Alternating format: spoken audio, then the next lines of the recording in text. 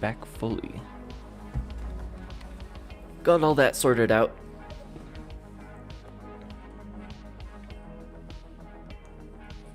And now we can get back to coding.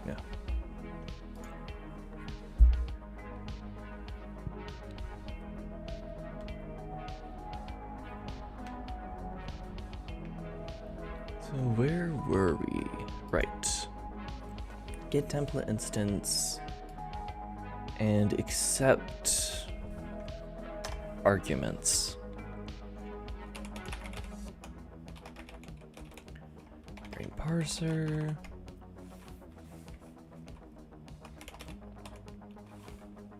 Template args context. Args.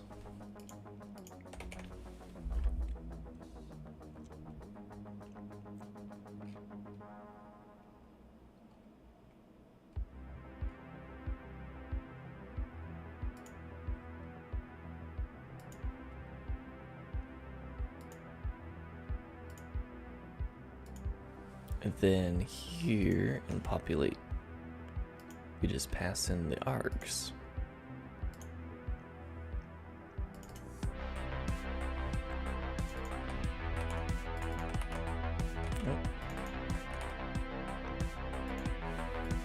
Just like that, and we cut out that entire function and simplify it.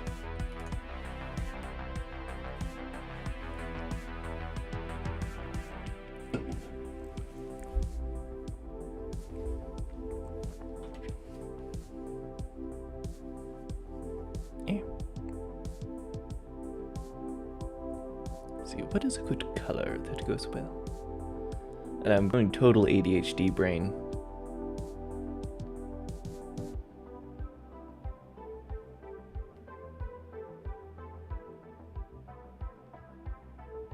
I like the pink. We'll go with that.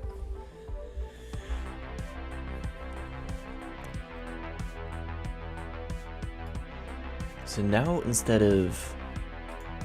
Actually, we still use populate template args, but we don't use visit template args anymore.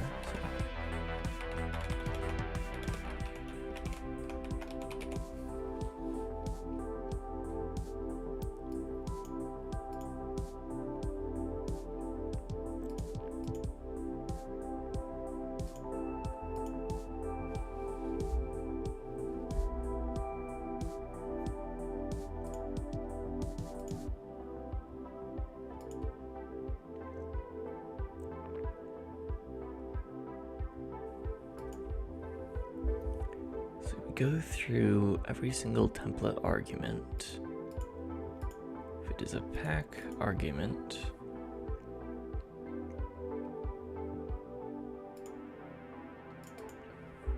oh, pack expansion. Okay, that's what it was doing.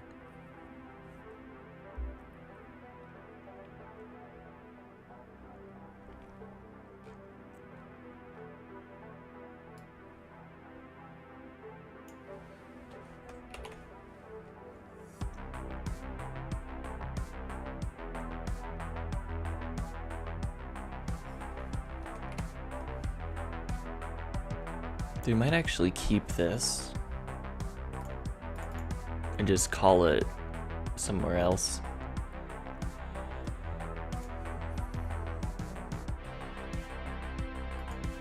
Actually, no.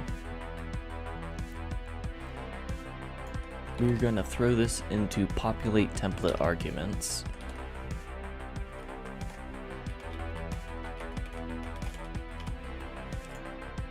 Here. And now, instead of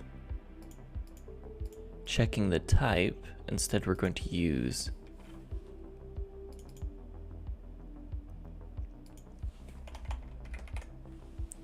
this whole thing.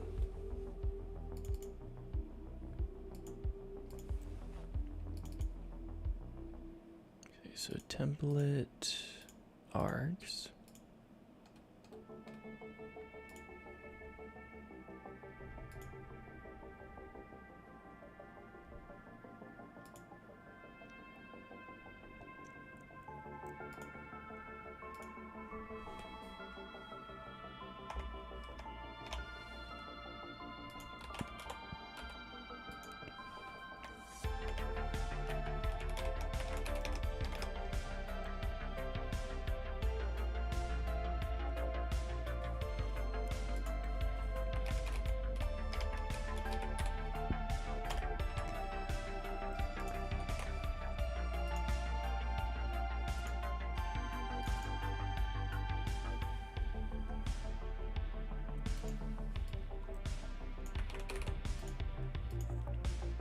Now instead of pushing back value contexts,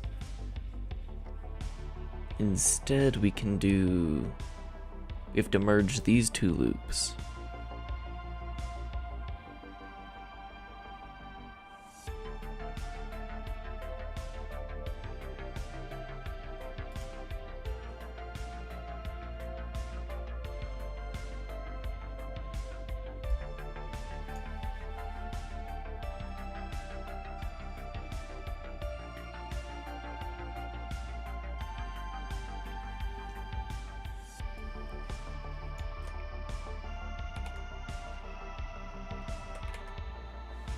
So I'm just going to kind of ignore this one, and then we're going to go with this one.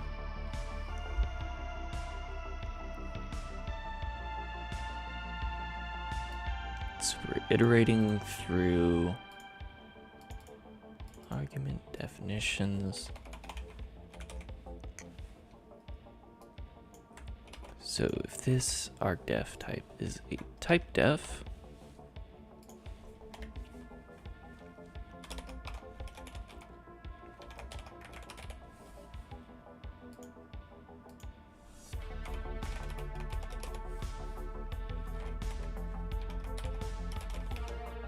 we're going to add one for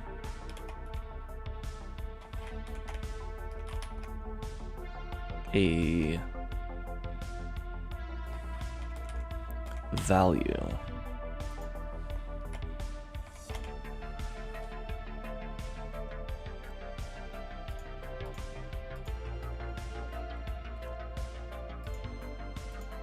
Which means template args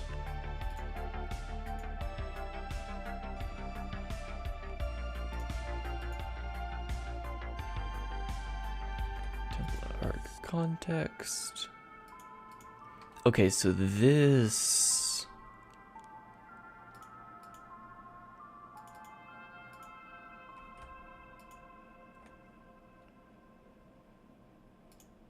is where I'm using those. Okay.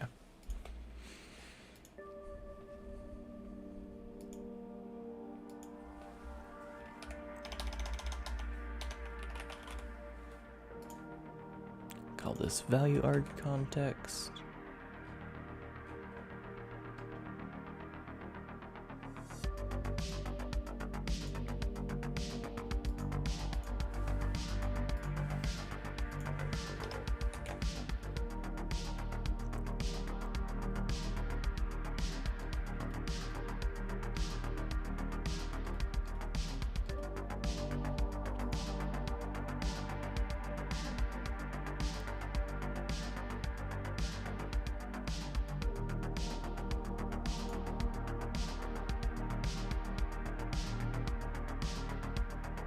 And then this is where we pull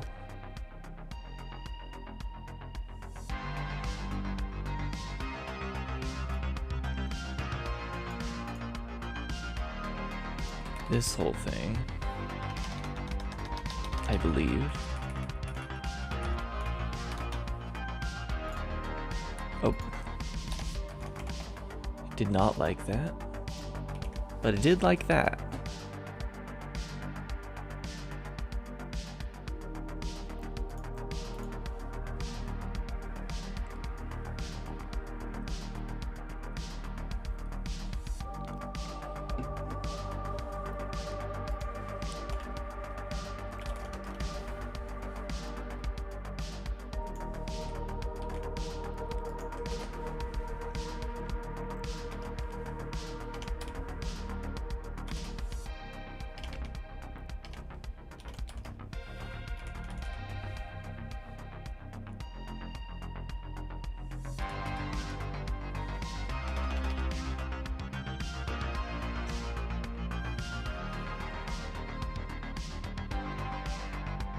This is a template argument.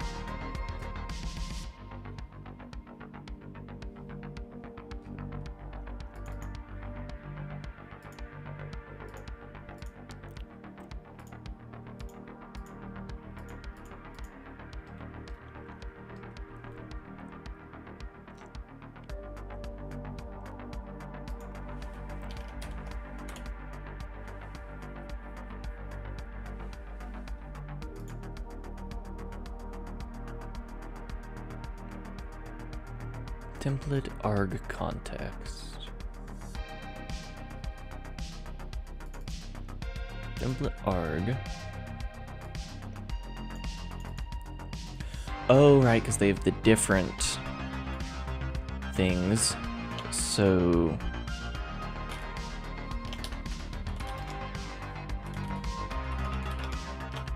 we need to say type arg is equal to template. Oh, sorry. Dynamic cast Brane parser template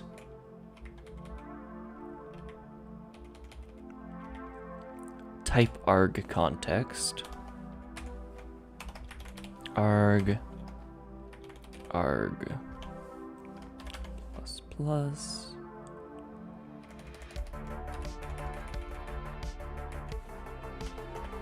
if not type arg, or this is the wrong type, return false.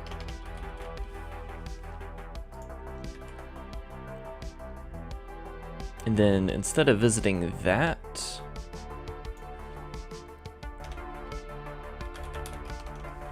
visit type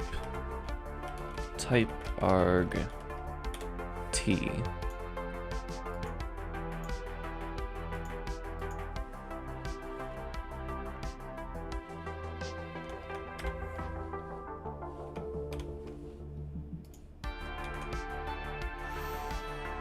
There we go.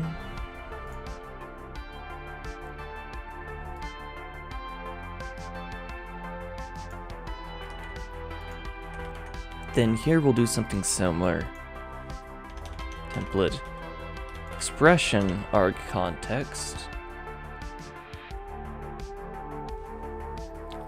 And this one's going to be a little bit more complicated.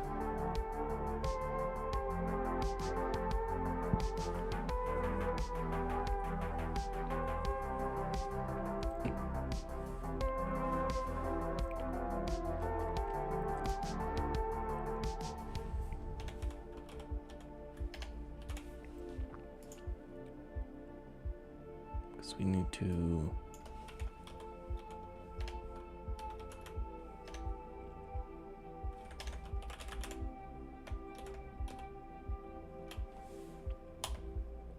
is it visit expression statement? It's not. Just call visit on it then.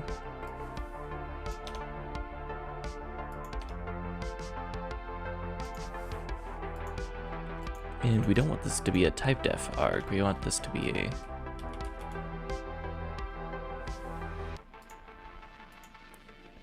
what did I decide to call it again?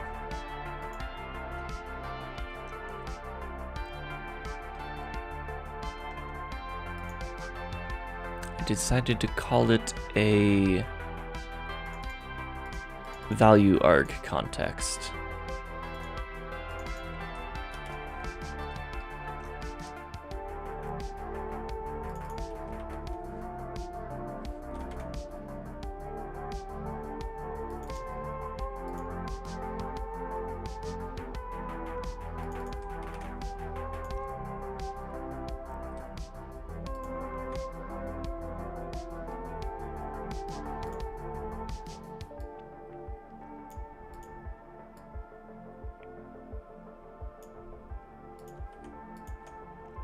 And I don't have a constructor for this one.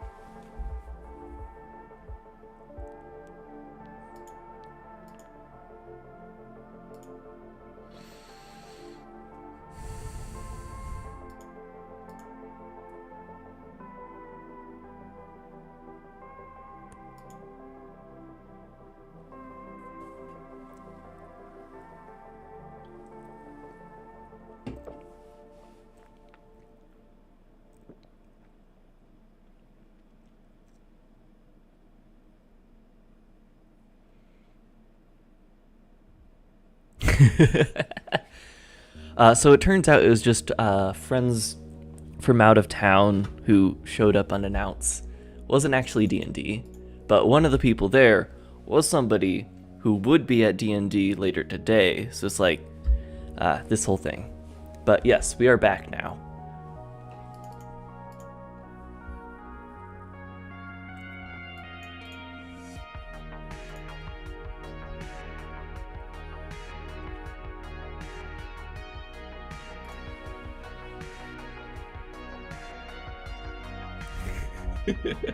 I am currently in Idaho.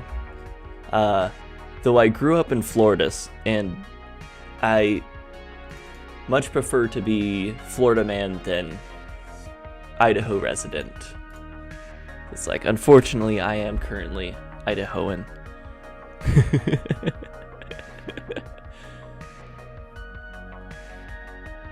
Yeah, the friends in question are Midwestern. So, it does explain the behavior, yes.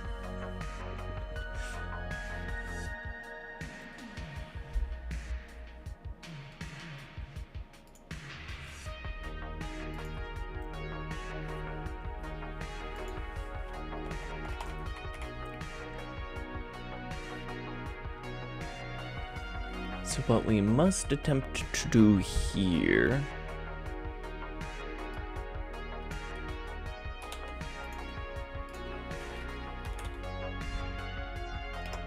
Oh yeah, Florida's really nice. I much prefer the 80% humidity to the cold. I'm just a lot more adapted to that.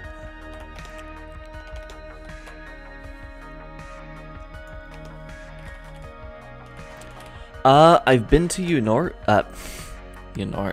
I've been to New York, but I have not been to New York, New York.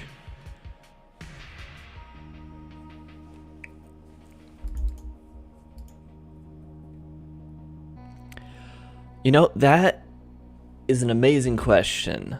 There are many potatoes in Idaho. The mountains are cool. Have snow. School. But now I've dropped out from school, so I'm currently here because I am.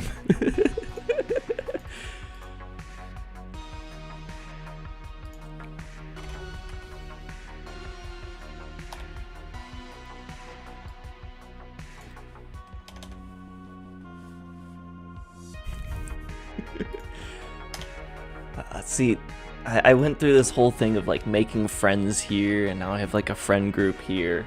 It's life. It's complicated. I grew up in Tampa. Well, a city right outside of Tampa, but that general area. Pretty close to Busch Gardens. Busch Gardens is better than Disney World.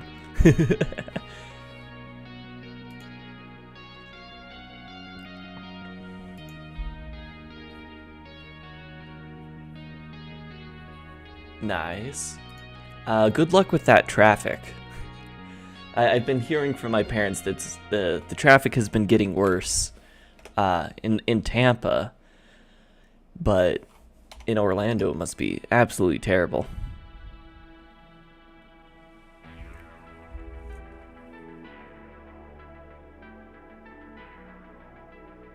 Oh, true.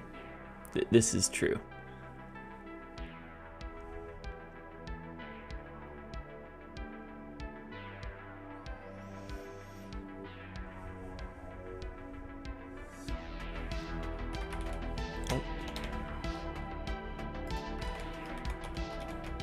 Need to convert this to an expression, because that's what it is.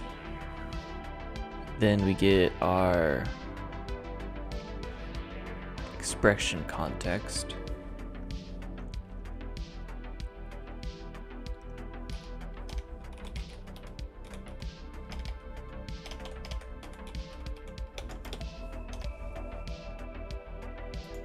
Oh, thank you.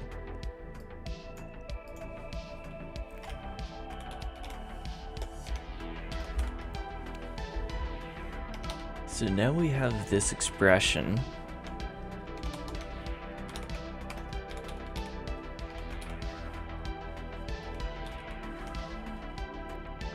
If the expression is not const expression, then we want to return false.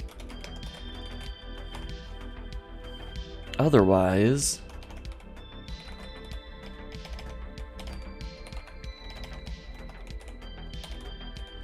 result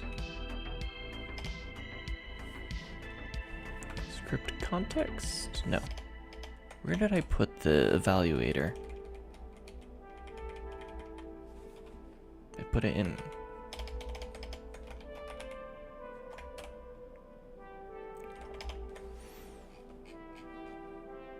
What did I name the evaluator?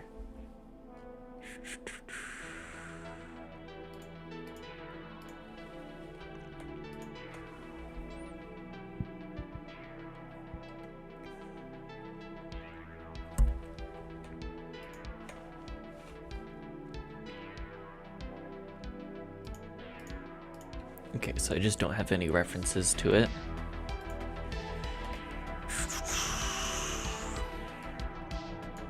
Let's just make a getter for it real fast.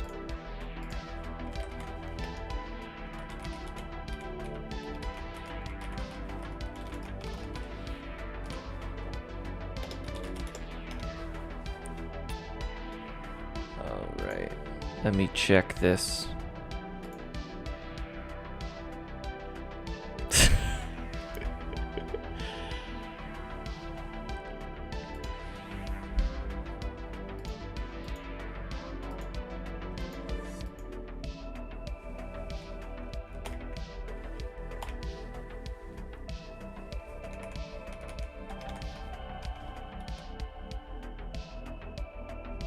Nope.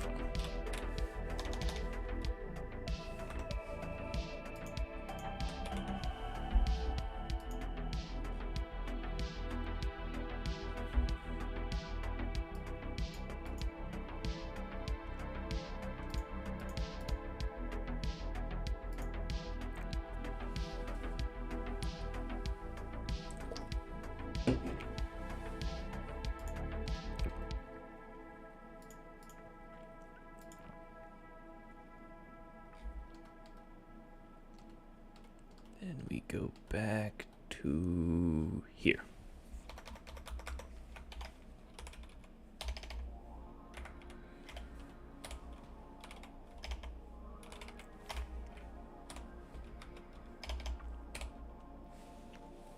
And I think we need to include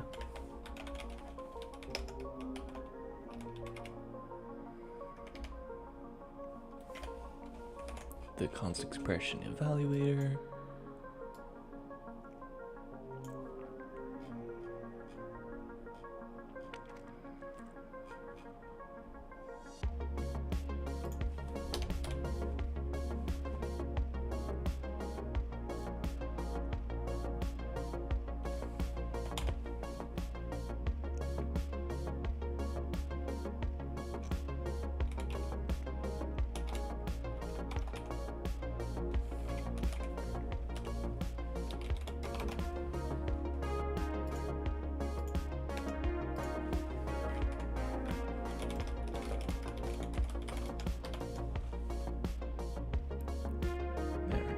The constant value context.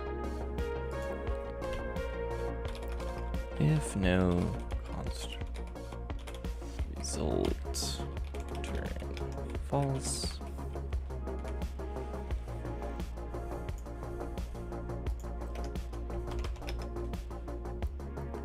We also need to check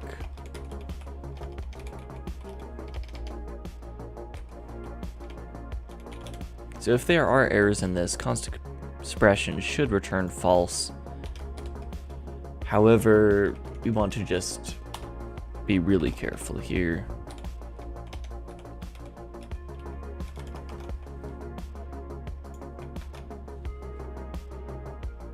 If isn't or errors are not empty.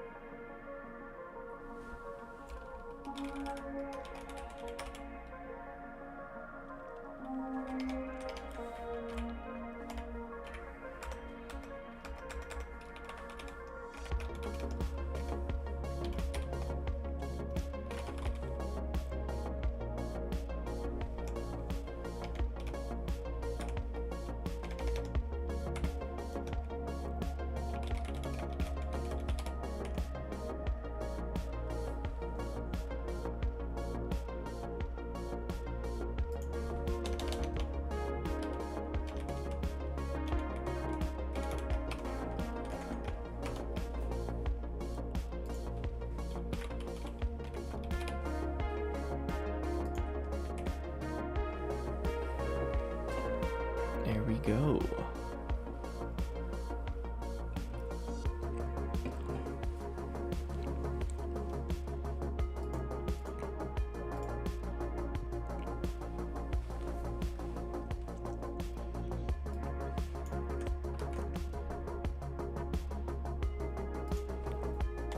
Last thing we need to do.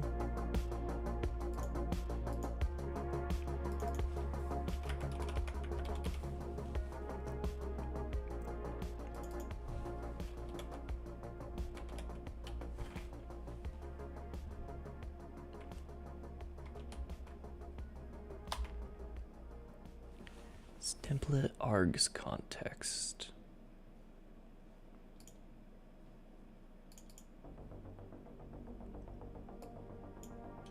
Pack expansion arg.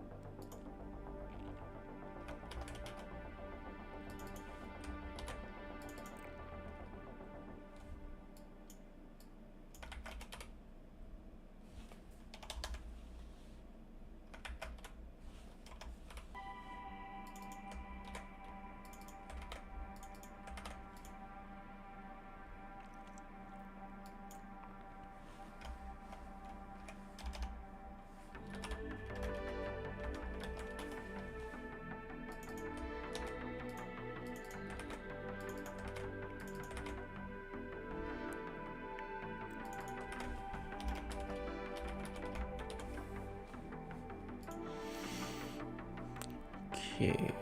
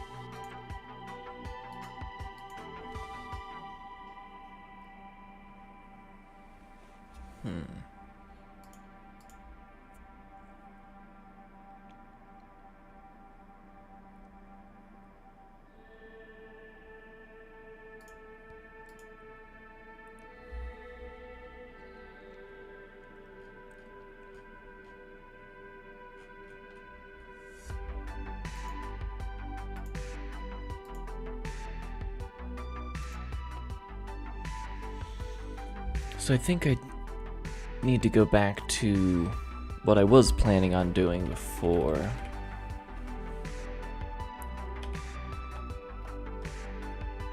Because I don't really want to redo this as often as this would require. We're just gonna undo all of this.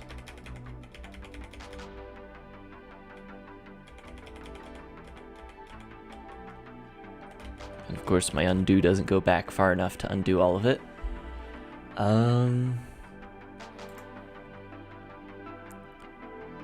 Get show diff.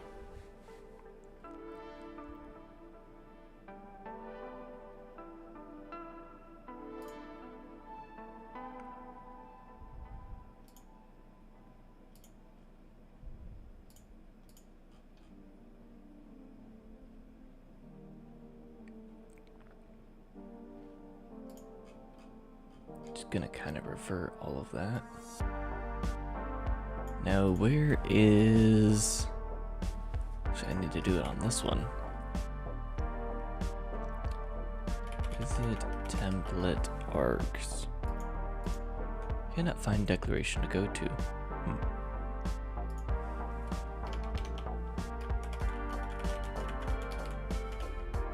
Here we go. Now there's a definition to go to. And we're just going to refactor this.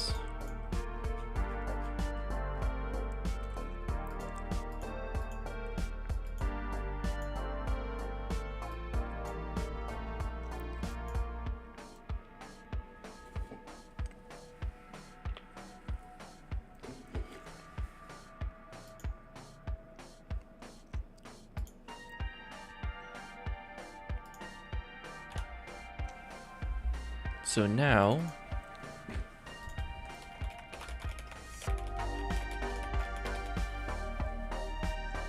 we visit template arguments. We need a data structure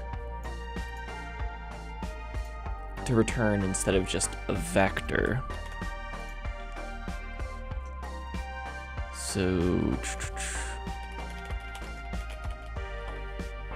probably gonna go right underneath the template handle.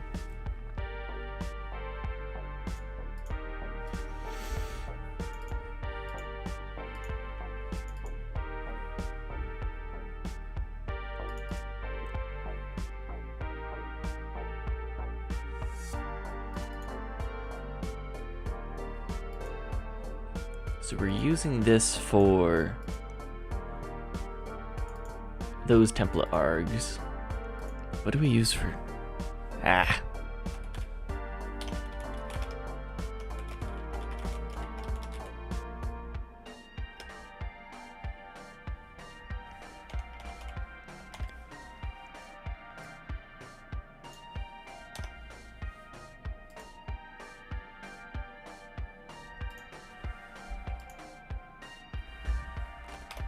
So these template arguments are the currently in use template arguments, kind of mapped to the definitions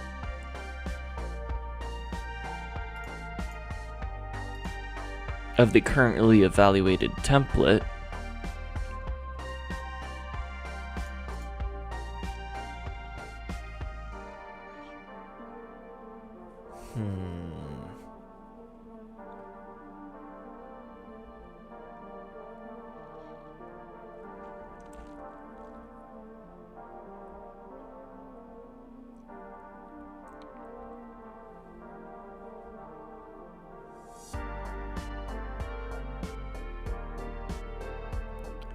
We're just going to call this mapped template args.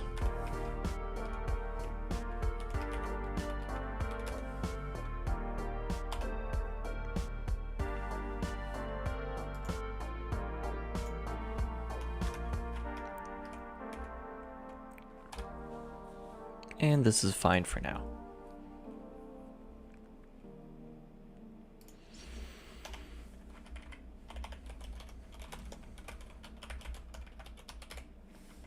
Struct template arguments.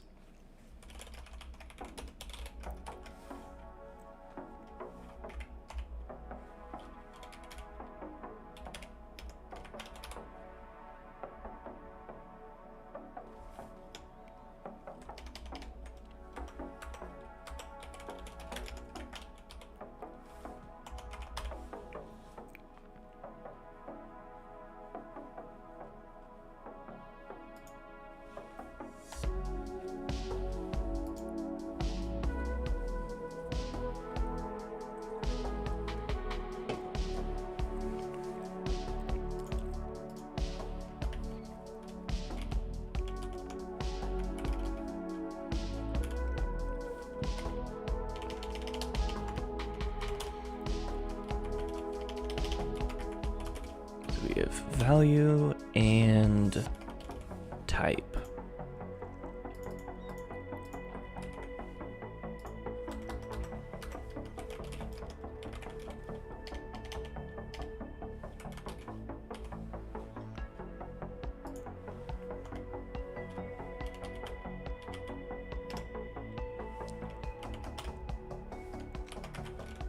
Actually, no, that has a...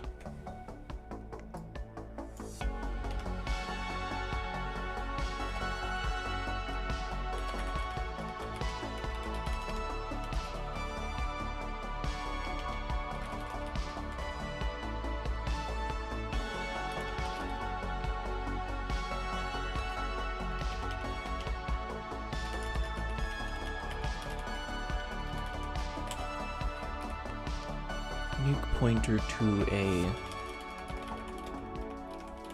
constant value context.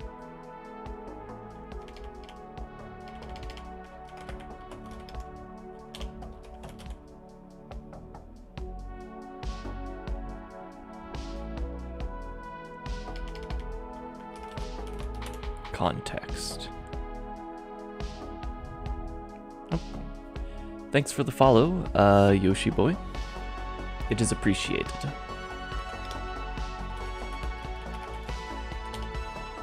So this is the value. It is going well. My prior code here that I wrote on the last stream is confusing me a bit because it was wrote to do one specific thing and now I'm trying to get it to do two things. So it's a process, but we're making progress.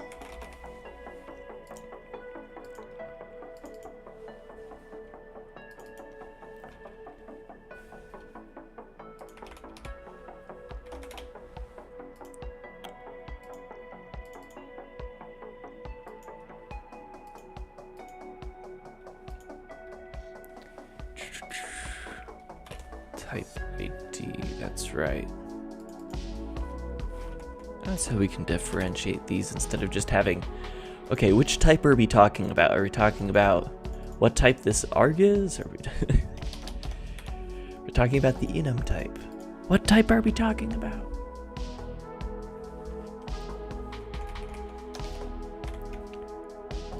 We'll differ capitalization.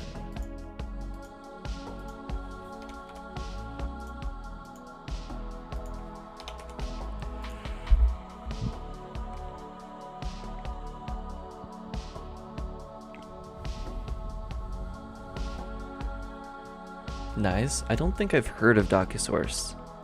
Well, that's mostly because I don't really touch web frameworks too often. Right now, the only TypeScript that I'm using is for the VS Code plugin for the scripting language and Motion Canvas, which is the animation software I'm using for my YouTube videos at the moment.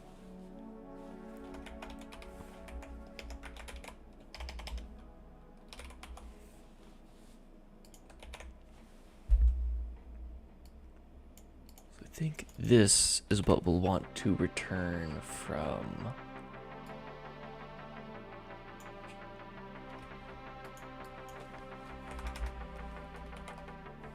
visit template args.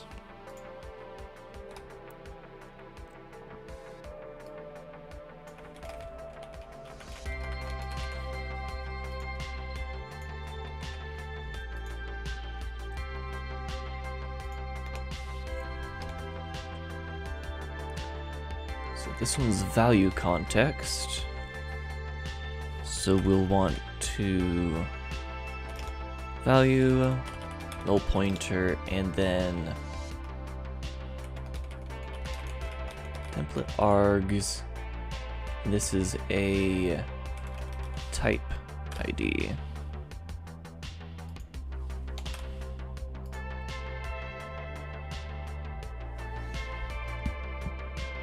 Oh.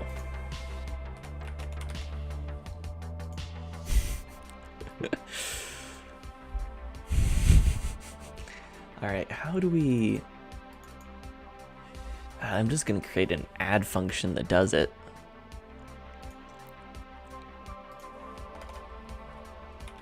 Void add arg, and then we're going to have value context.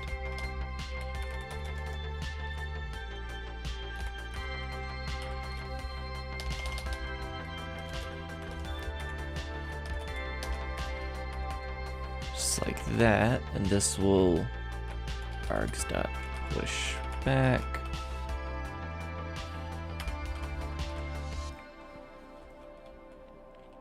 And we'll do that whole thing where type ID null pointer,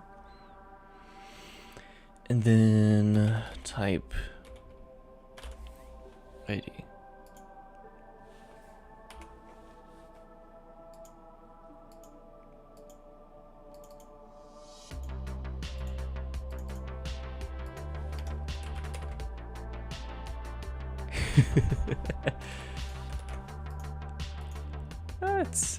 It's not too bad. You just have to learn almost everything about how a computer works. Is constructible. What do you mean isn't constructible?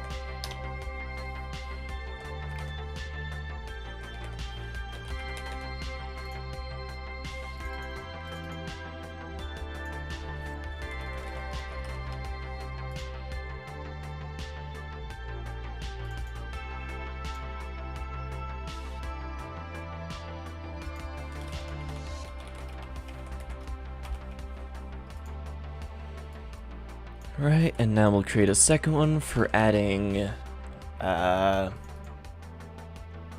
value args.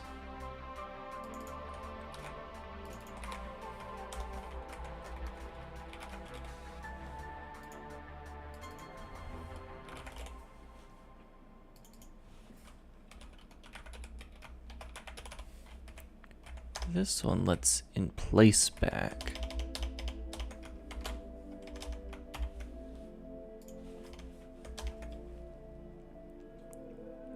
This one is going to be of type value. And of course, this code is going to be worse than other C++ code you see because I'm making a coding language inside of a coding language. So all the code's going to be super weird.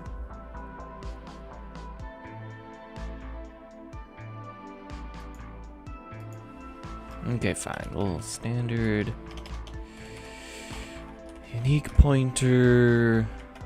Oh, wait. Yes. Const value context. Then we'll just push back.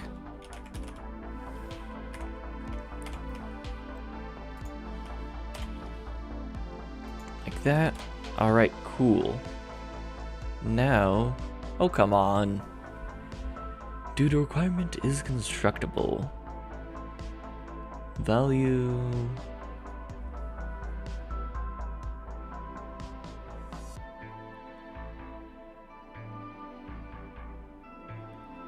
Result type must be constructible from value type of input range.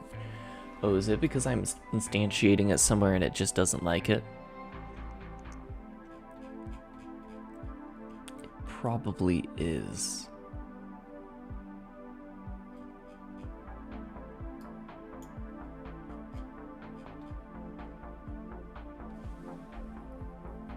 Yeah, it's here. Add arg, and then we can just do that. Now are you complaining? It is still complaining.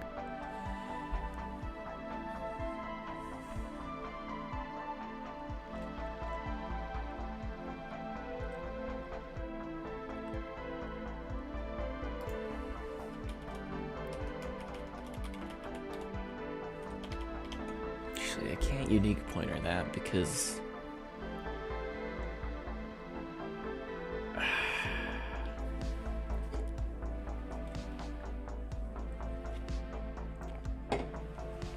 this isn't copy constructible.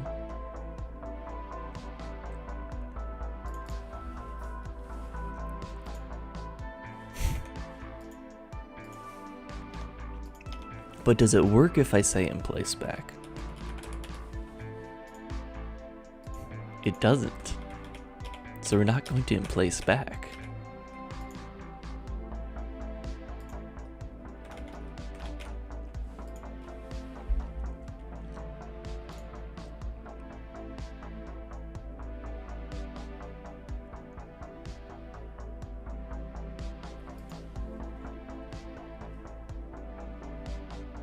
This has to be a pointer because it's virtual.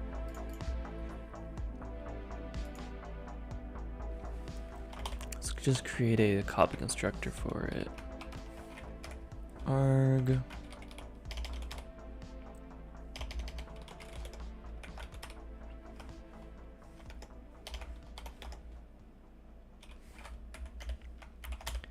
That way this data structure is actually copy constructible. ID equals O dot type ID. Value equals O dot value dot deep copy, and then we just throw a lambda in here.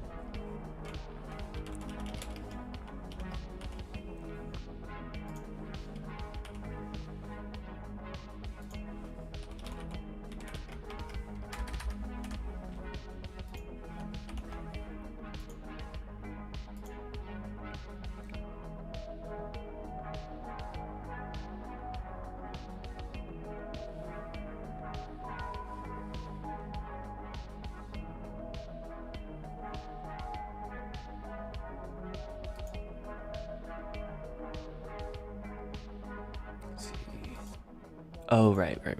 So it changes it back to document context. So we just need to cast this back, and then we're good.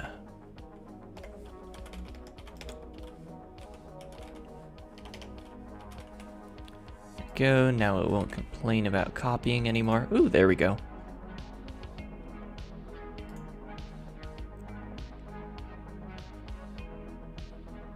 It's because it deleted the move constructor, probably because it deleted the move constructor. And the default constructor as well. Dang it. Which means now we have to define all the things.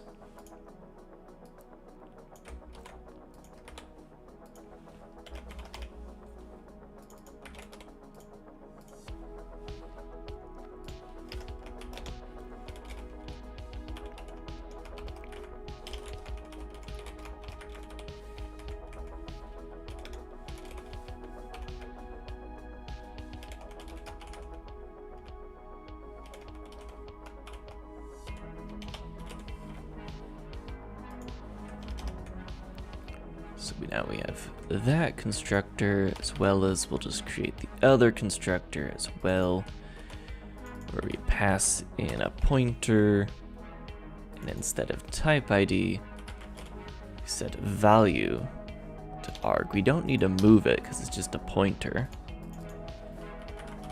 And then we say that this is equal to value. Now down here, instead of all of this, we can just say in place, back, and then just move this like that. Yep. Down here, same thing.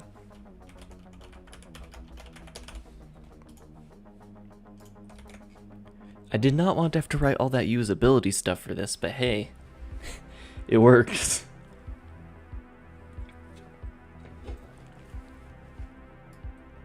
Also gonna write move constructor for this since, let's be honest, it probably deleted it.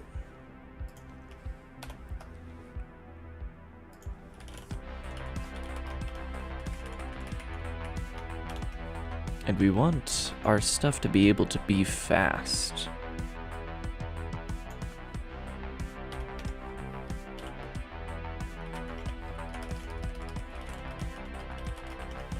So we need it to not automatically delete the move constructor.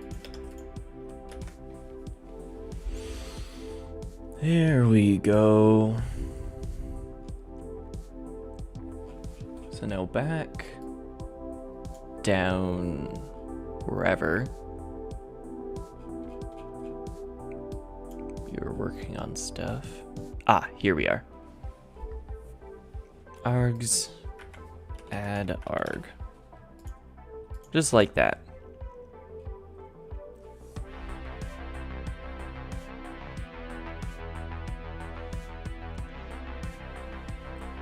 And now we need to add one of these for template expression. Arg context, like that.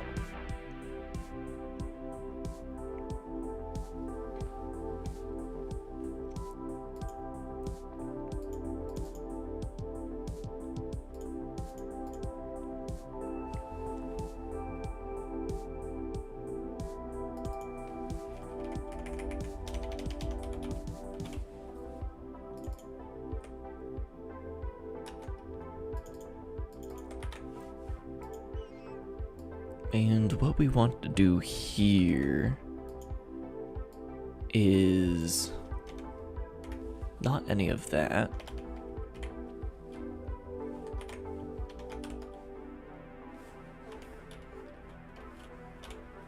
We want to actually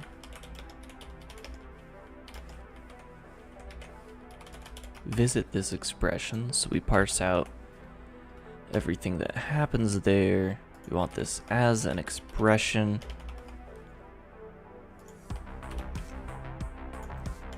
Here's where we do the checks for. If expression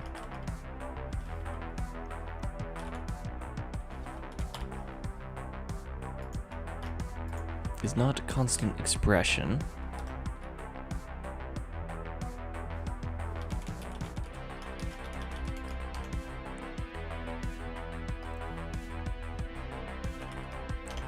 Then we want to expression arg. Template arguments must be stant expressions.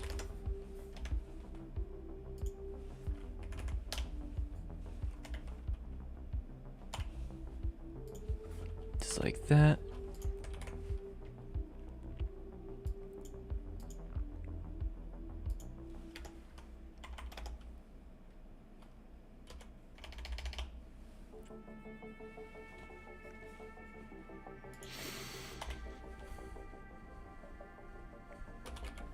And then we also want to continue after that.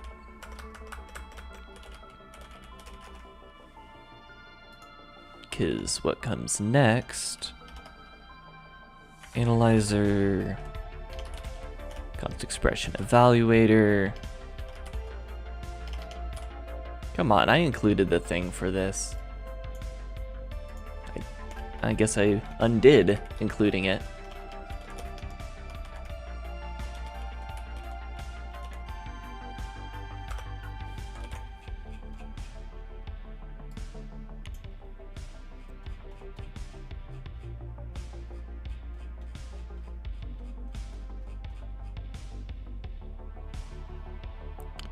And here, validate a constant expression,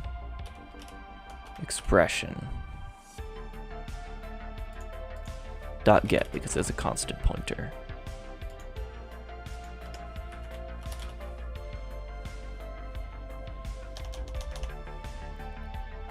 And then I think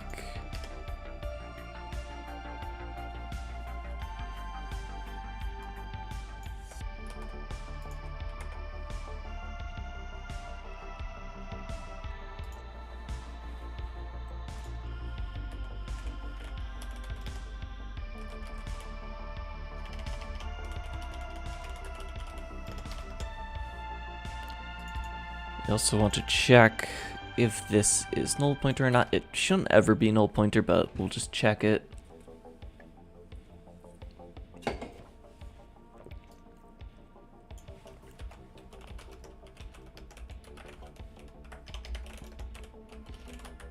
Could not evaluate expression. And then we will add the argument.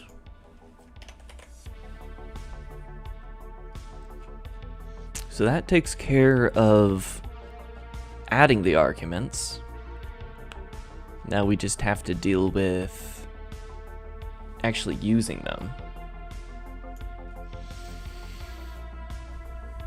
So first thing we're gonna do is fix where, actually we can just get show diff, visit template arguments,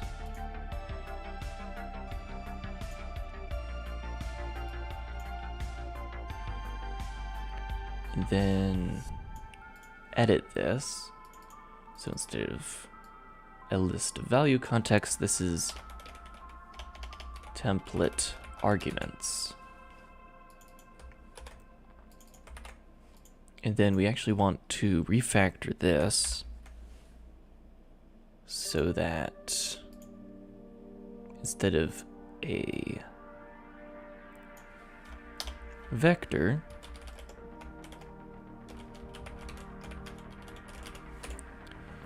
we want to pass in template args.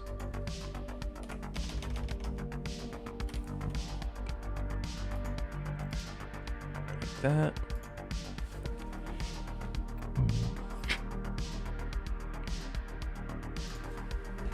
Okay. And now we should just go, actually, we're gonna keep the diff. Open. Visit template args. So we can just restore that one easily. And now we don't need the diff anymore.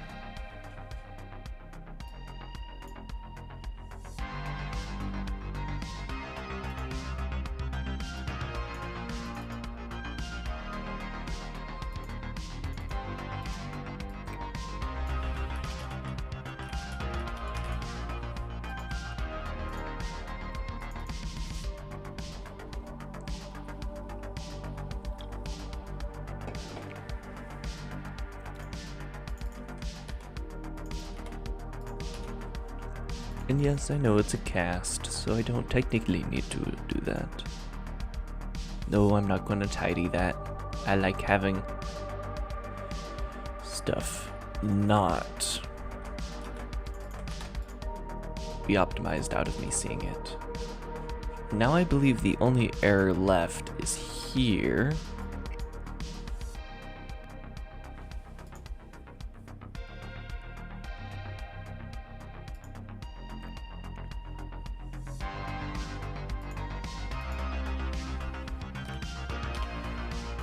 And now we want to change populate template arguments.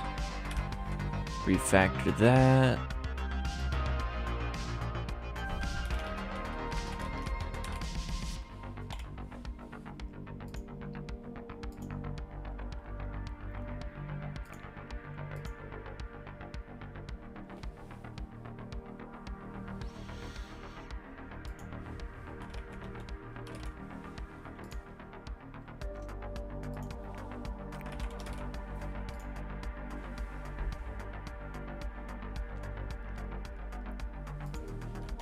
Now here we also need to check types now.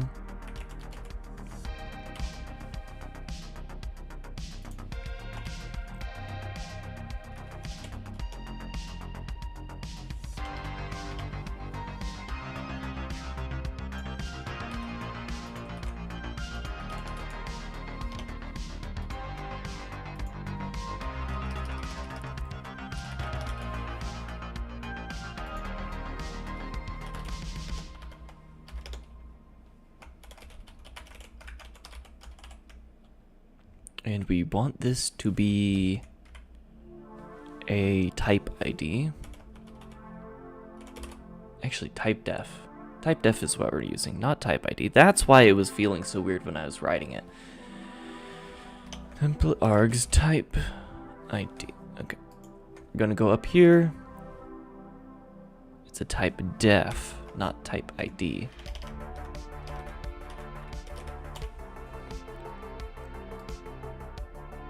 I'm gonna rename this as well.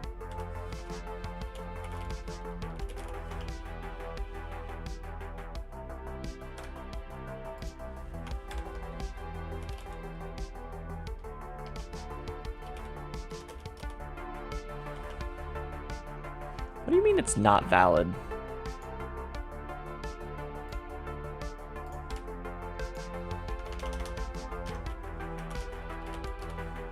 Oh, it's a reserved variable. Okay.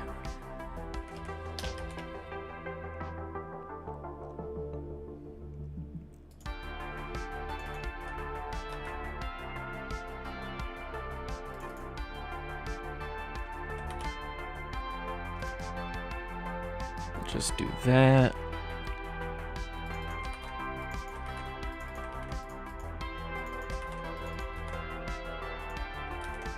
Boom.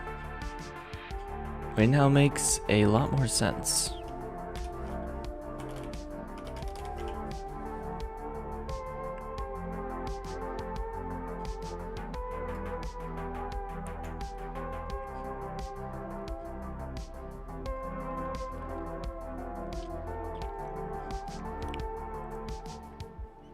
So now back in here, is not equal to type of type def,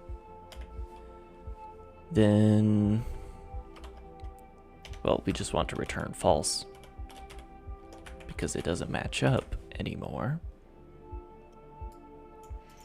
And if it does indeed match up, then we want to do args type def like that.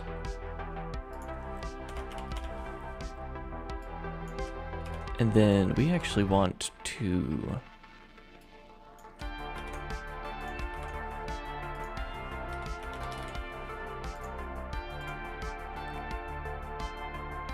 do this whole thing again here.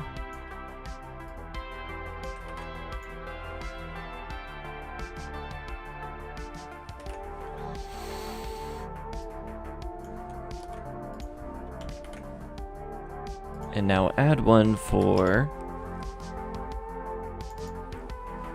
a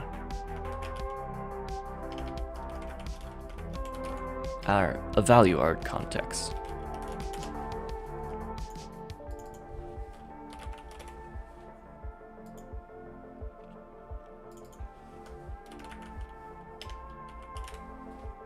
So this is not a value.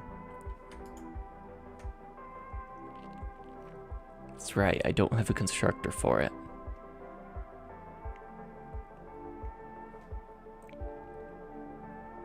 Nope, let's make a constructor for it.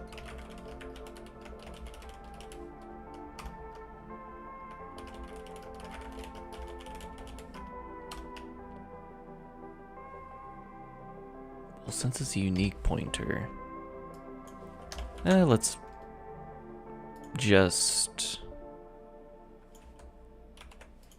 throw this together like this.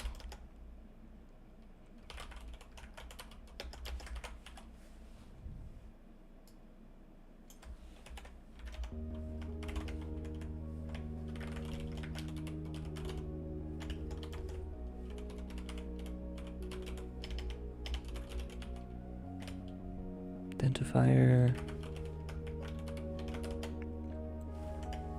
value is equal to standard move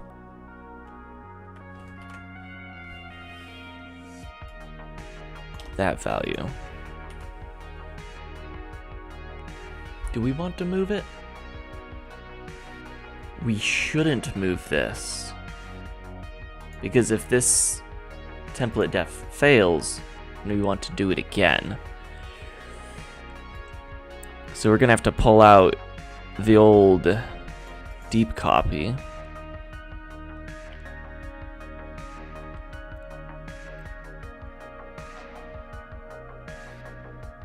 The standard move should work though.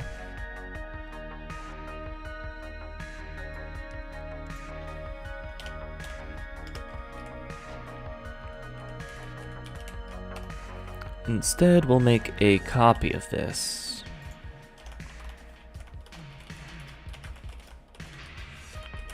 Cost value context pointer from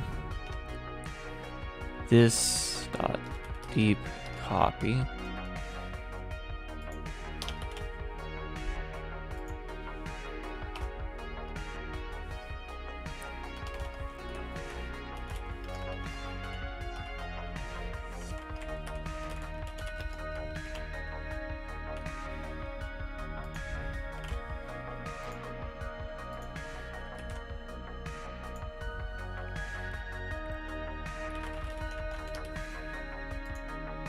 And there we go. I think.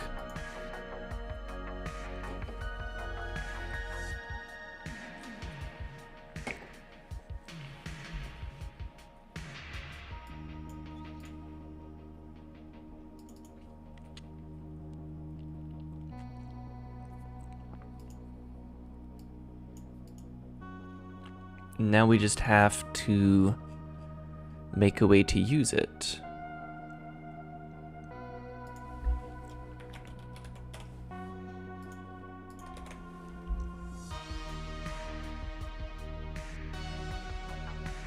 So I believe visit scoped ID. Something to do with scoped ID. I think it's get scoped. Identifier. What did I name it?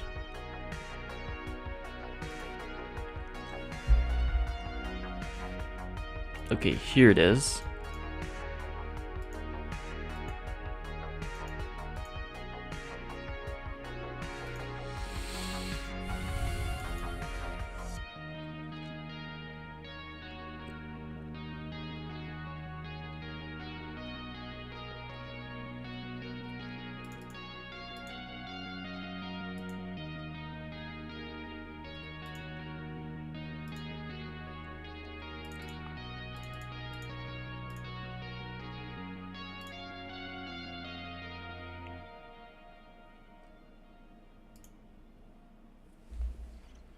So if instantiating template and we get a template argument for this ID.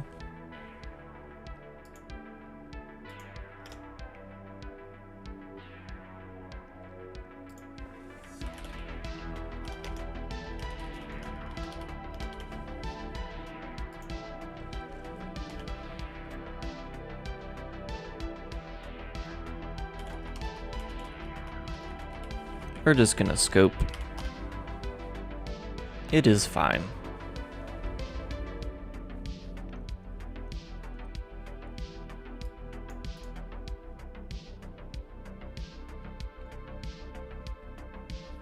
So if we do find this template arg, if temp arg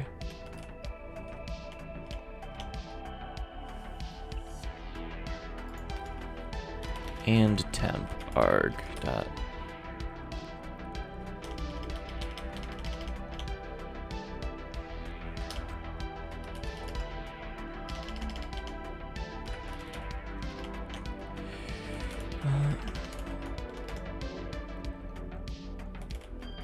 temp value arg is equal to dynamic cast value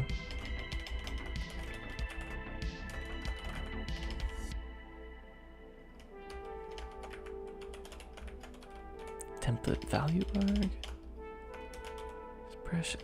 What did I call it?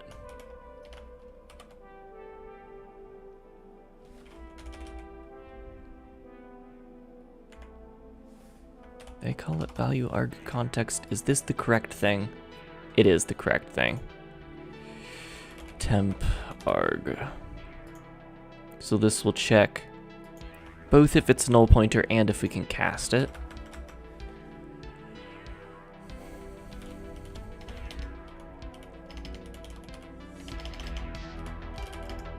Then we can return temp value arg dot value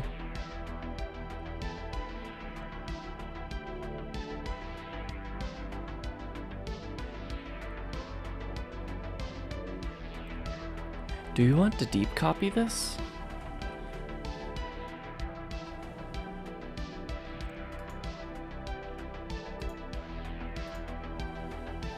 No, we don't, because it's not. See, because right now it will go out of scope.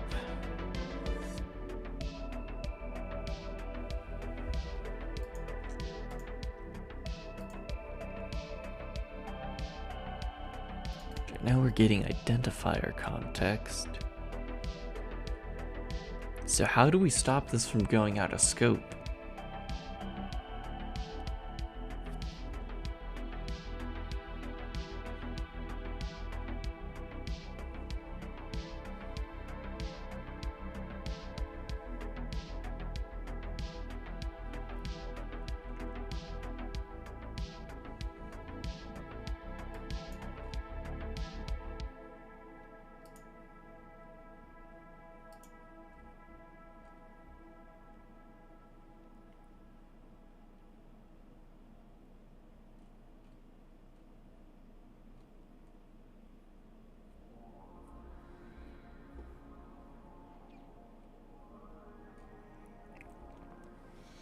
So where do we call this from? We might want to move all of this to like where we call this from. So we can make sure that scope is, stuff doesn't go out of scope.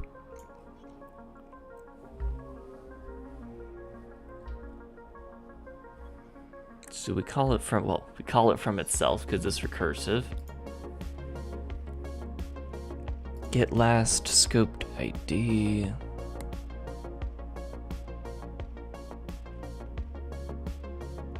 So yeah, that's not where we want. Get type context. Maybe it's just visit ID that we want to throw this in there.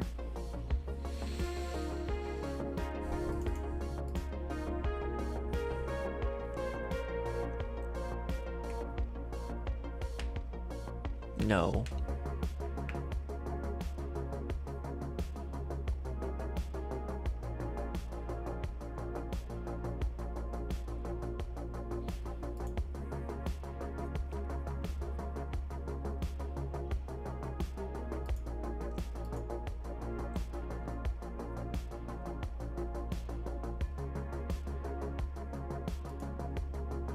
Is it?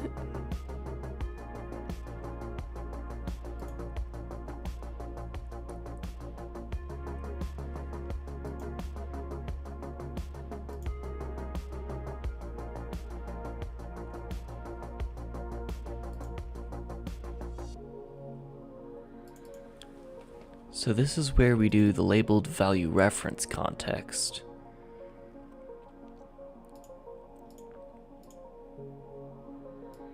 So if we did not find this ID, and we are instantiating a template,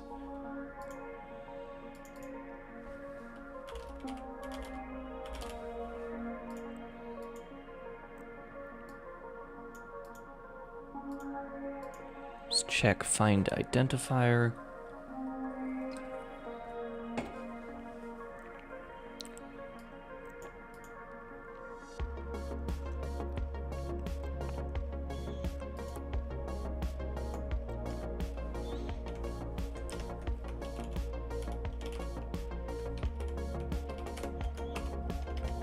We want to return an expression that's a copy of this constant.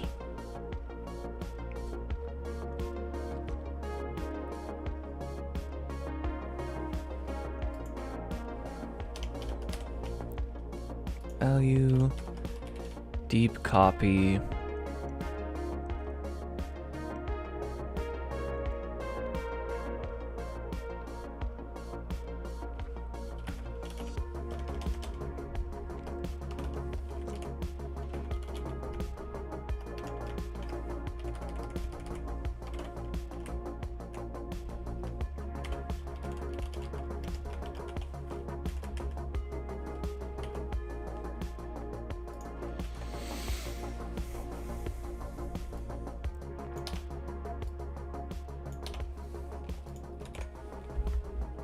So this will do it for just using in the text. However,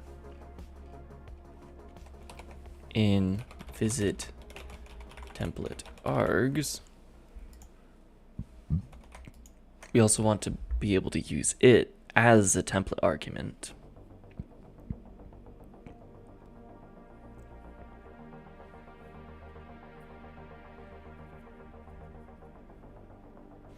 Well, actually,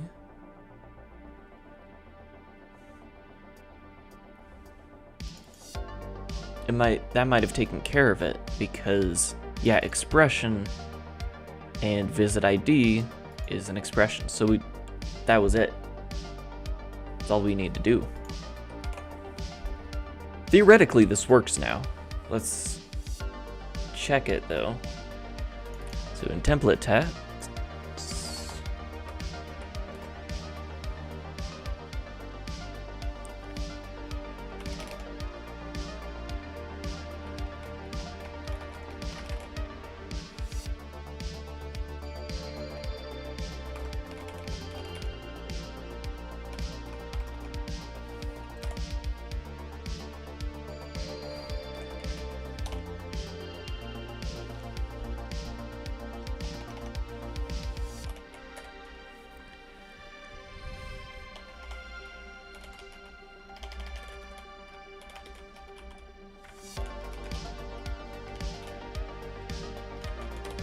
let's just call it that for now. Come up with a better name later.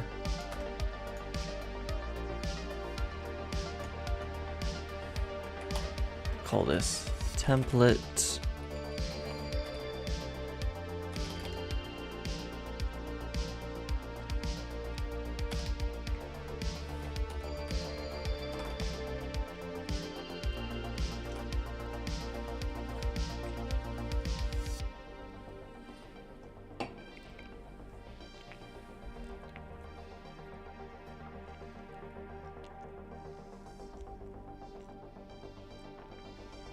I don't have constant expression if statements yet. I might want to add those to make this not overflow forever. Because right now that's what it would do.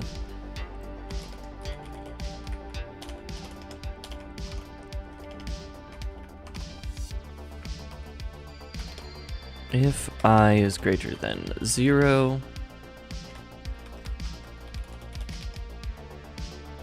return, I'm going to say I plus some template, I minus 1,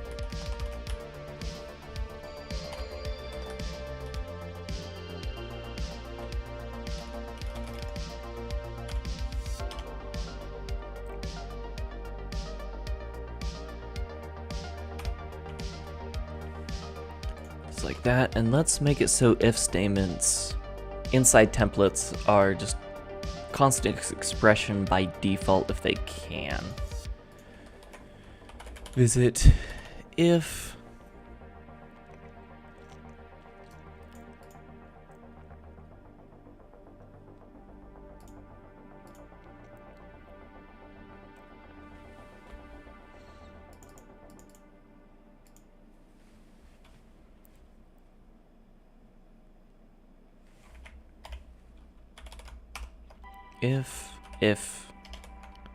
context is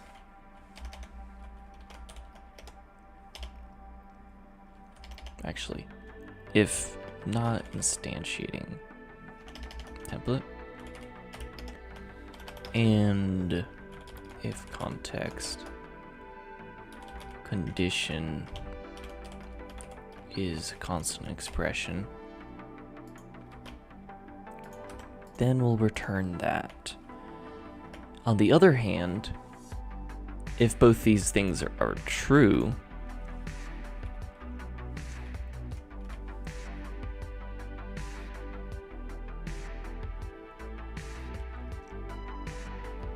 then we just want to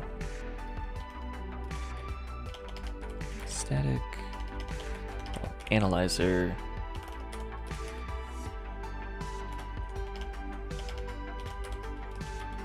constant expression evaluator dot evaluate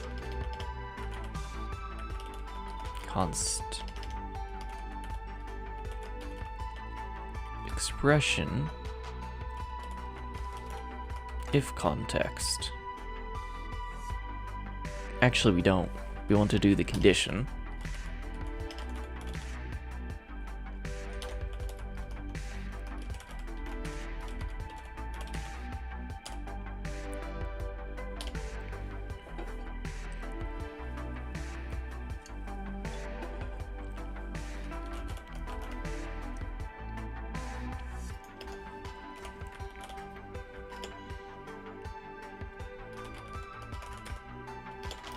So we have our condition result.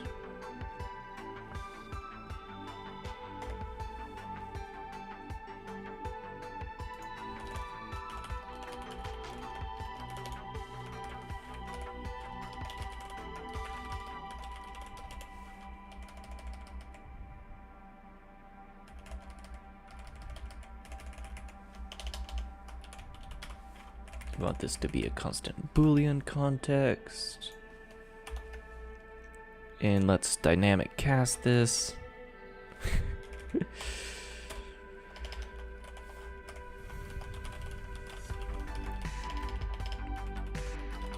Actually, we want to unique point this.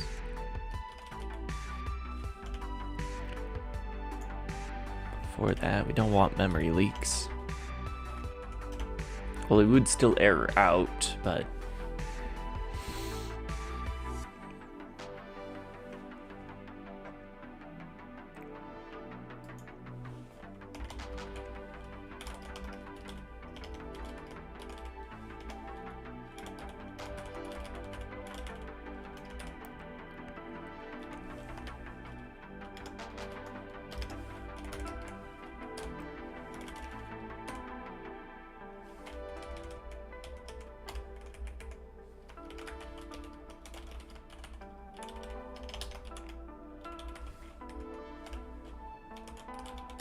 realize I'm not checking this to make sure it's a Boolean.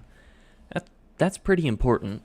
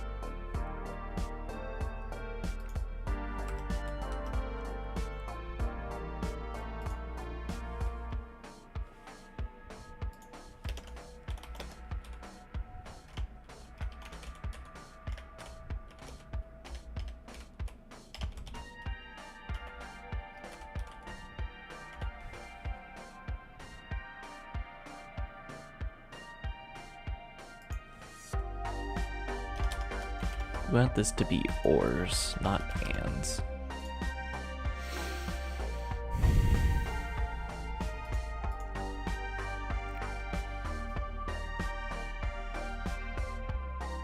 So now here, if condition res value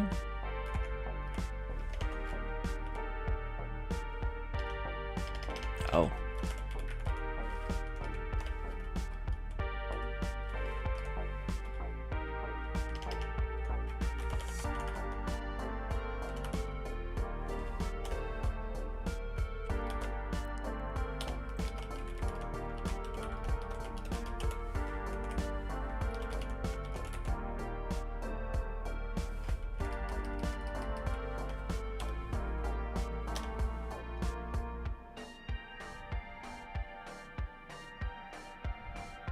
Wait, that only works on shared.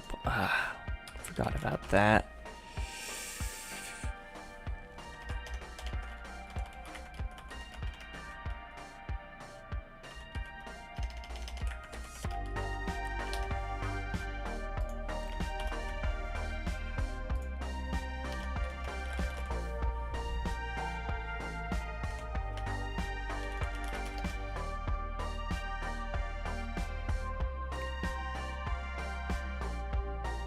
So if this is true, we just return the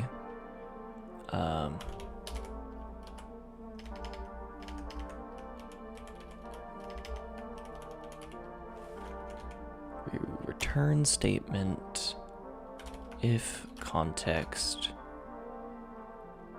body release.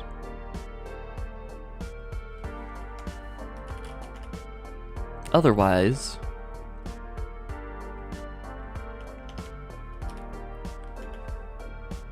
actually, we don't need to otherwise this. If context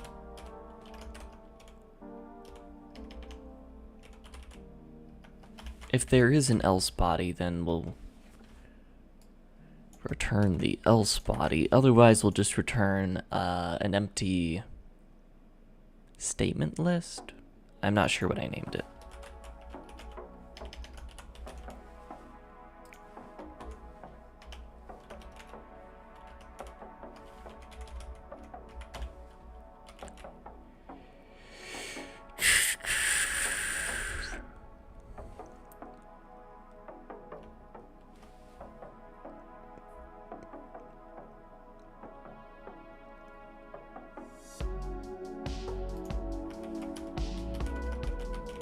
I think it's just a scope context.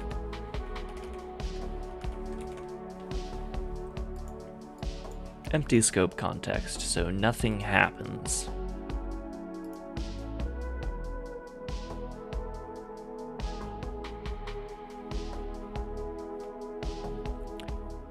So that should constantly evaluate this so we don't infinitely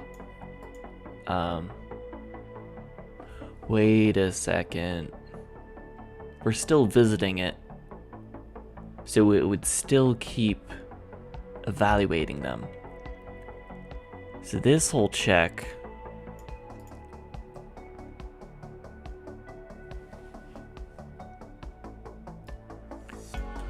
actually has to go right after we evaluate the condition.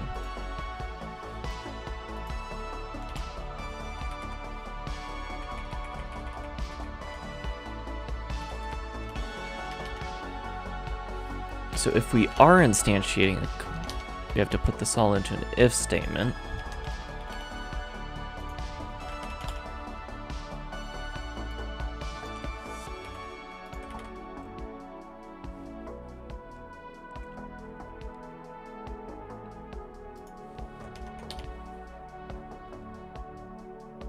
And instead of grabbing the body,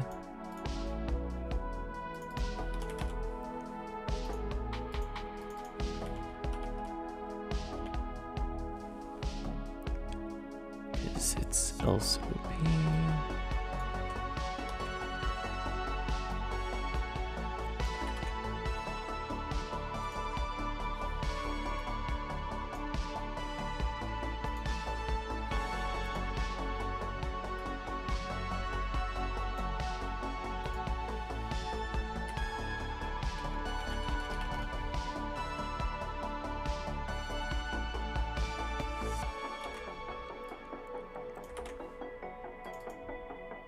That way we only actually parse the grammar out for the direction that's actually being evaluated.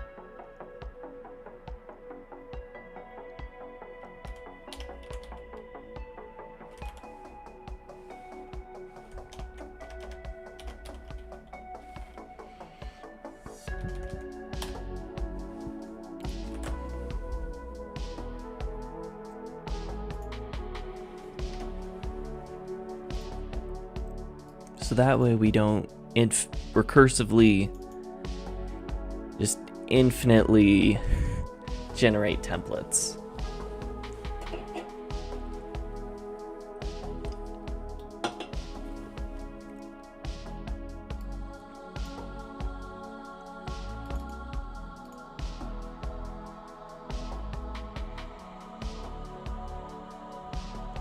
Okay.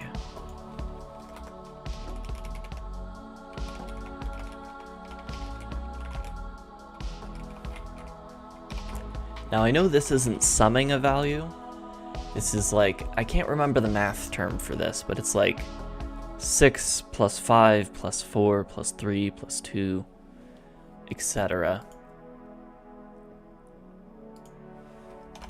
Say more than 1, return 1.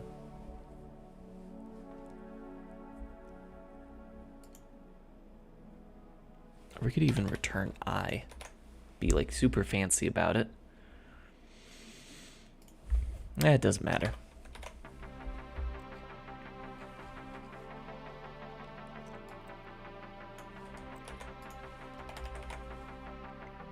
Let's see, some, what did I call it?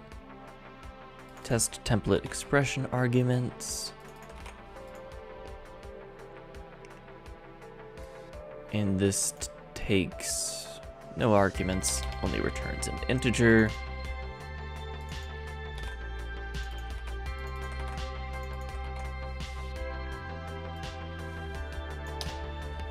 We want this to be equal to 6 plus 5 plus 4 plus 3 plus 2 plus 1.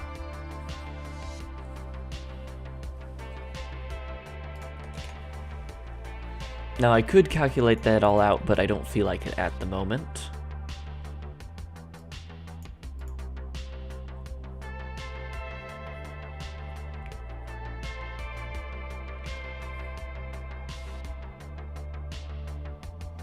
Let's just run it and see if it works.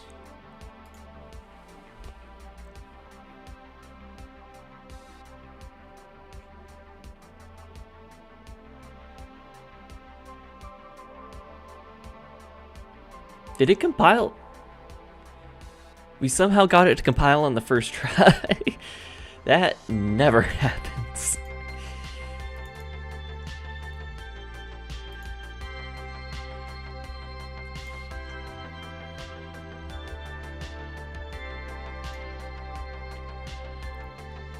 Okay, so what's causing the issue here?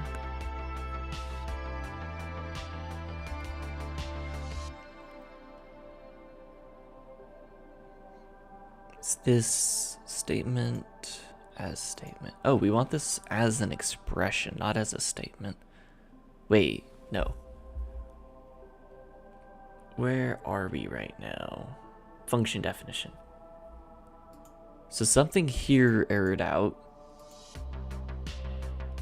Which test are we on? Flow statements.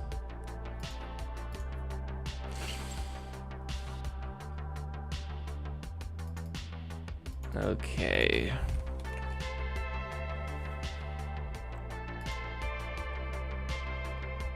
It's probably visit it if.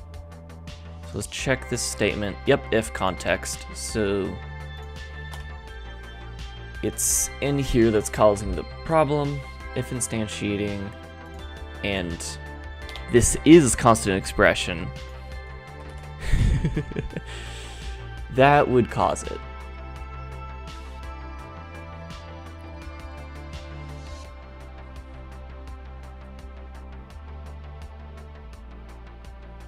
Okay, it's still in flow state.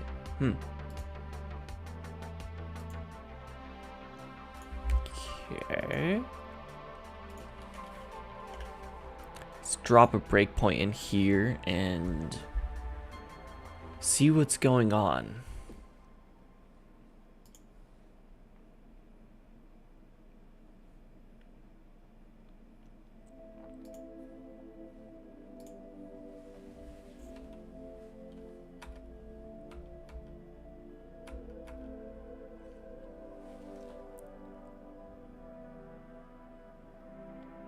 We are not instantiating a template, so this should just...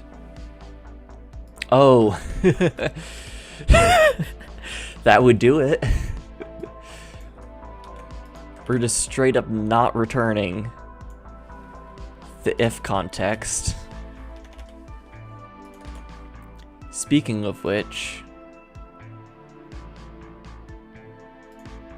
we should probably delete the if context, because it's just like a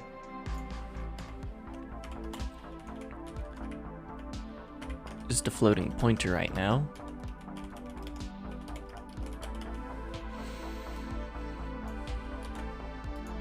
But we want to do this before returning.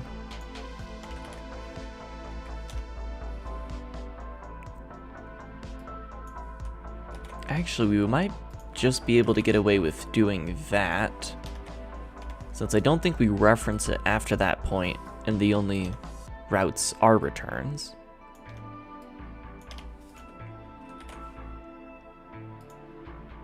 Yep, that should be good. Alright, now that we're actually returning stuff from the function should theoretically work.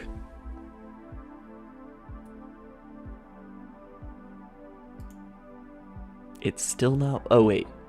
It's just we hit the breakpoint. Okay, we're good. We're good. So now it is templates where we want errors to happen. Well, we don't want errors to happen, but it's the errors that we want to be debugging. So the problem is here.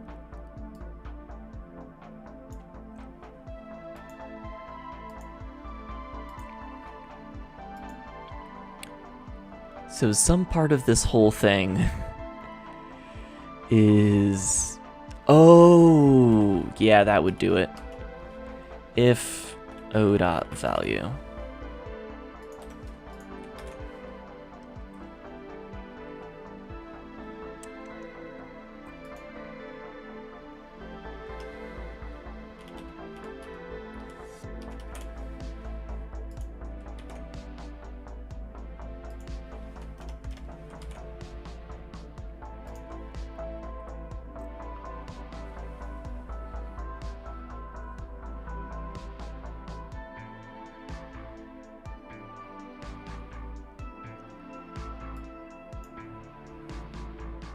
Type could not be found.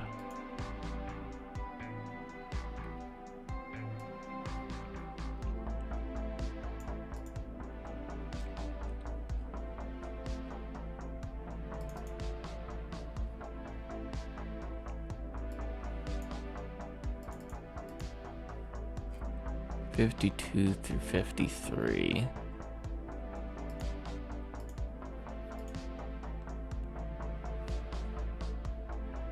So 52 plus 13, 65.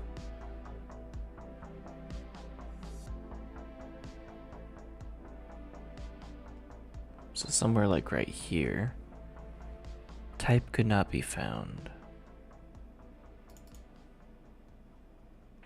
Let's just put a breakpoint there, because you can see it where that is a bad debug statement. Let me fix that.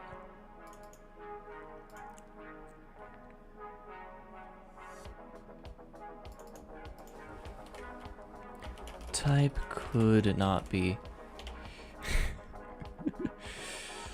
Oh, that's a terrible debug message.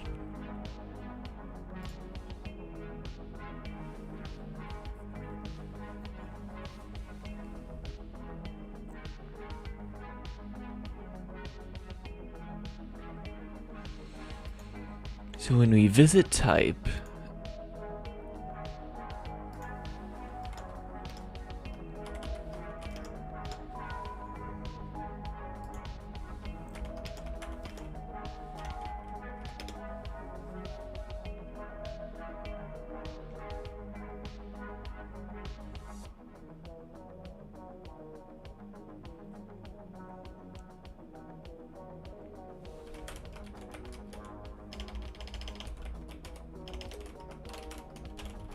save get text, context, type, no.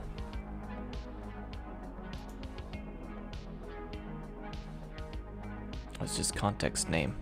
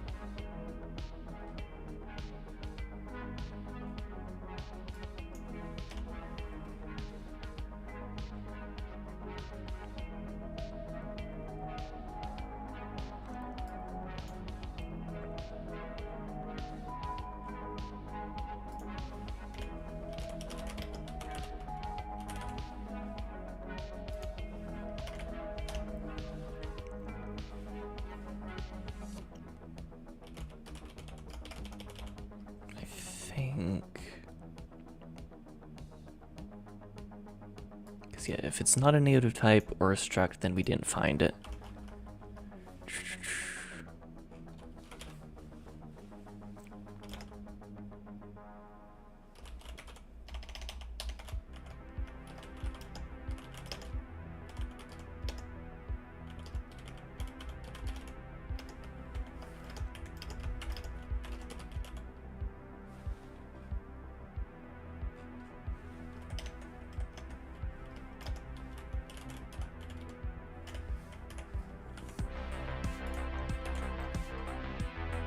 So that should give us a better debug message, at the very least.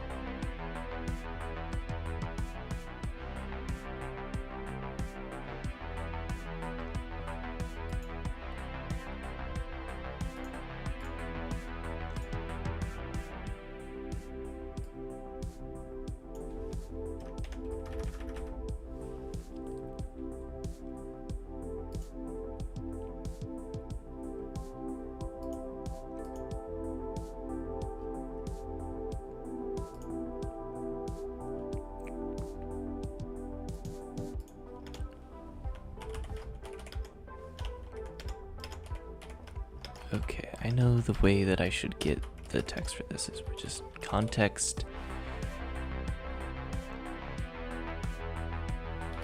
Get text.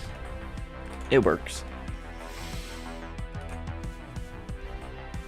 And let's try running this again. And we should get better debug messages now.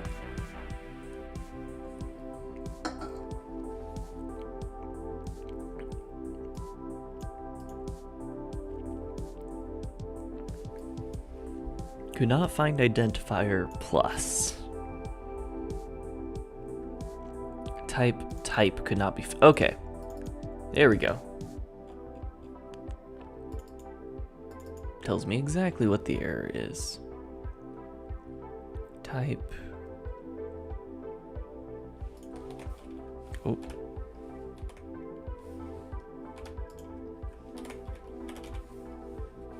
Type AT, type ID.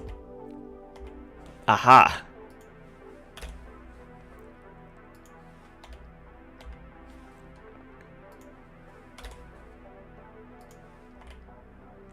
I already guessed that was the bug, but I wanted to fix the debug messages because the debug messages were kind of bad.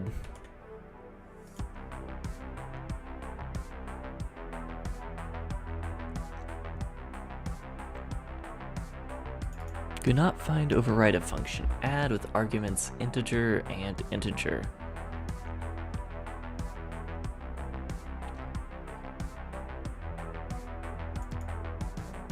That's what this is, though.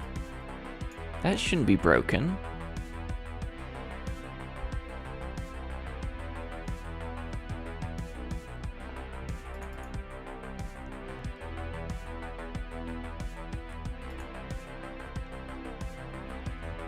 So now we need to check out function call.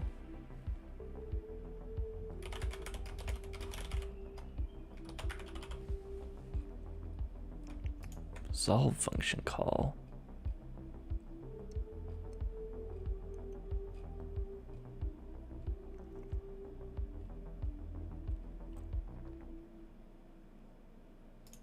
And check in there.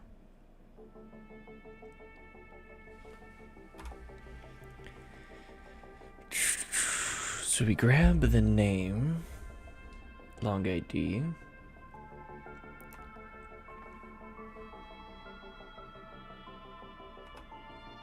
Template args. That's probably where the bug is in here.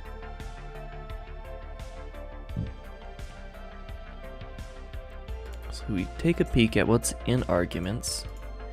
We get 2. Type def and type def.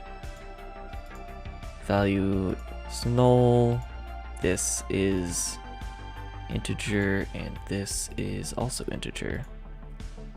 So that looks correct. It might be in get template instance that we have our problem.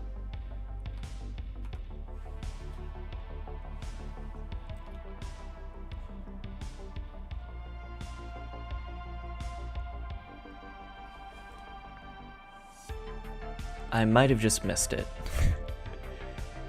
So our current template that we have is a function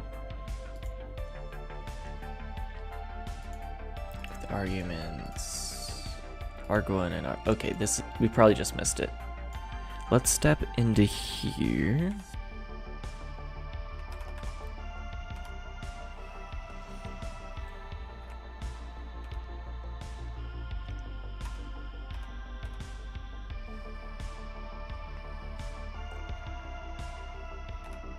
So arg1, if this is a type def,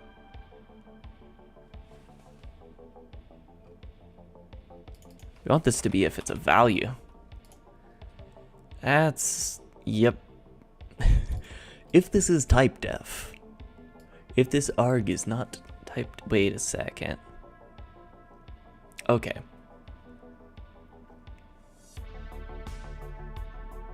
Oh yeah, we're good. Let's try this again.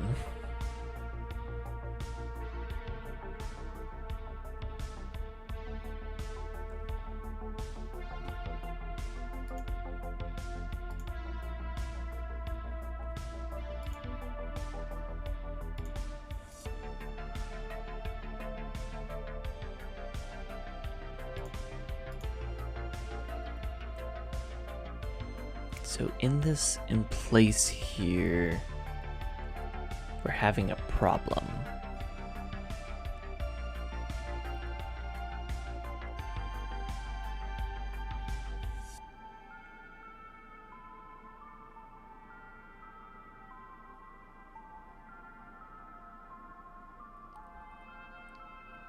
Am I standard moving something that I shouldn't be standard moving?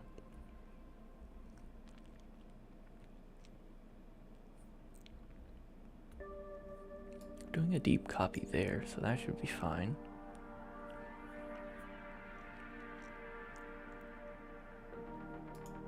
But hey, it's using the correct thing now.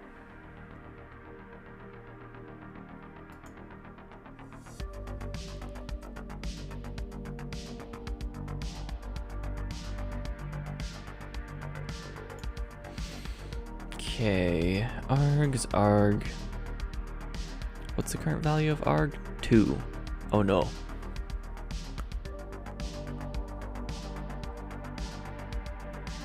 What's the size of args? 2. If arg.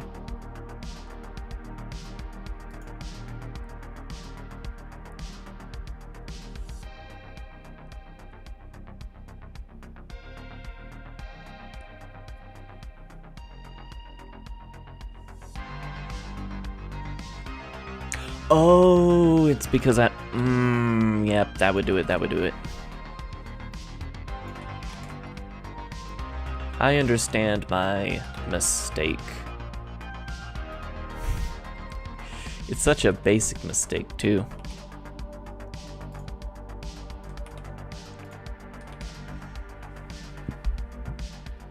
Wow. Why didn't any of you guys stop me?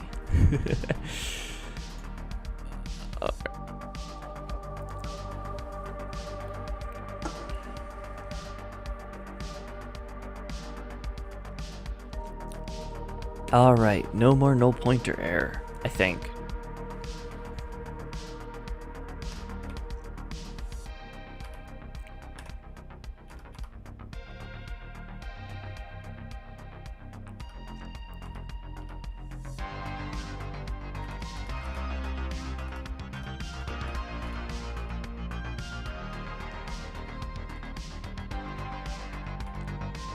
No more no pointer on the in place. Well, actually, it was an index out of range error, if I'm being completely precise. And now populate template args once again works.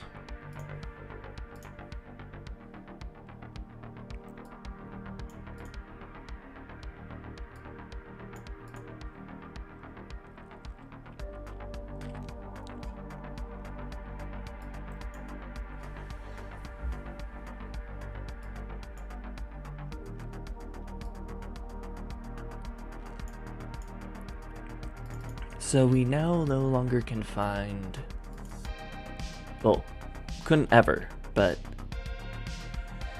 the bug is now that we are not able to find some template with arguments nothing.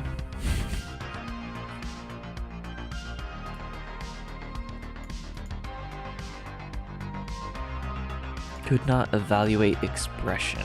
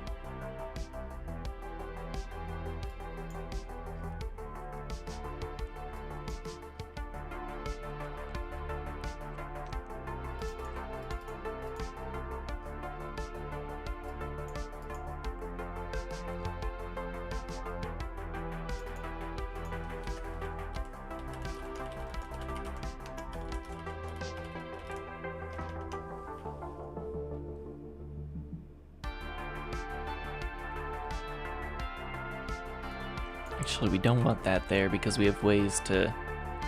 Yeah. My better debug message is actually a worse debug message. I now realize because we have like fallbacks for not finding it. Could not evaluate expression.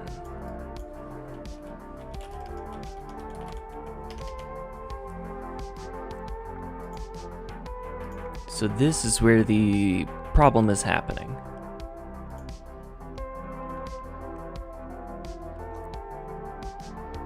Expression.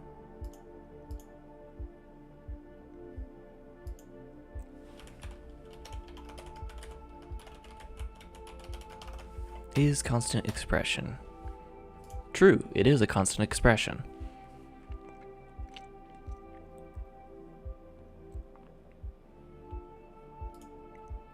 So for some reason, when we evaluate it as a constant expression,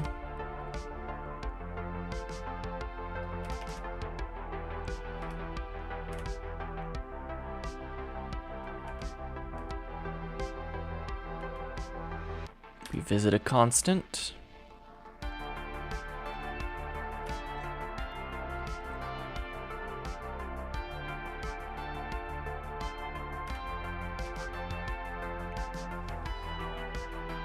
So we return, well, it is a constant.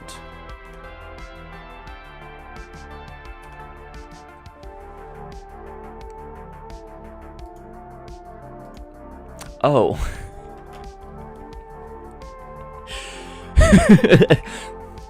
If we did in fact evaluate the expression, record an error saying that we were not.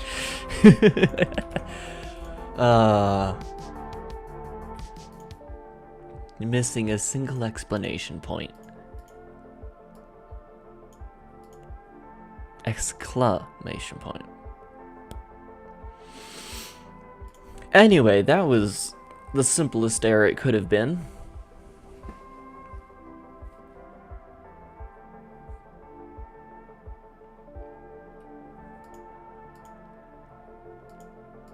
So we're now out of order popping document functions. So something in here forgot to pop the document. It was probably the if statement.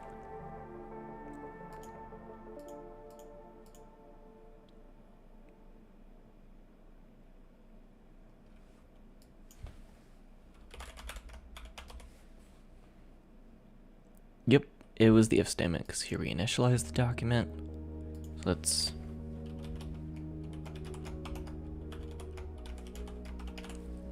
just like that.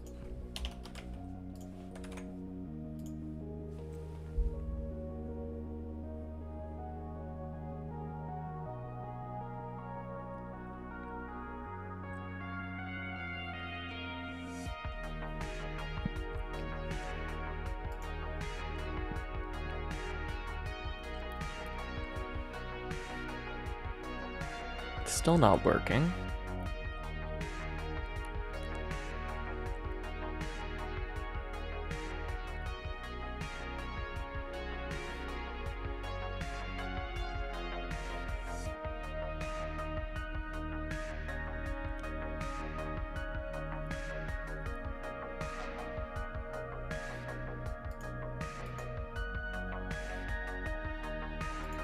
Actually, we can check. What is document context top?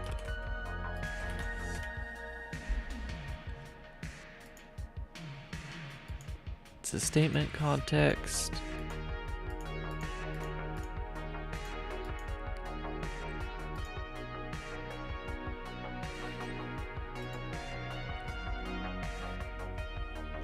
All we know is that it's a statement context.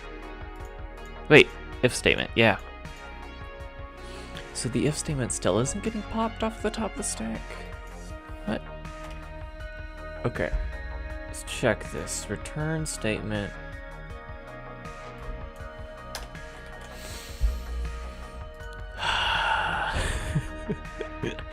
Forgot to delete the old return that was supposed to be this return. I'm an intelligent programmer, I promise.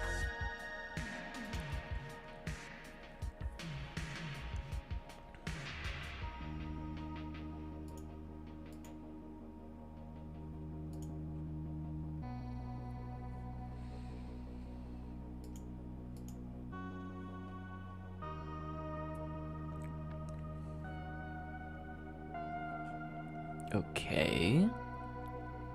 Now our problem is that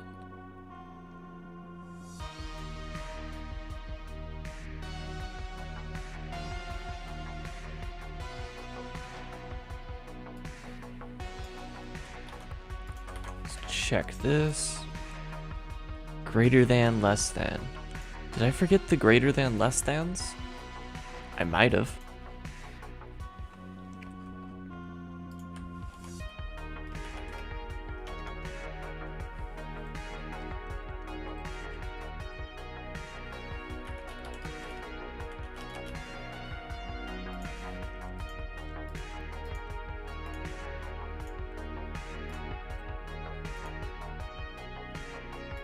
Greater than, less than.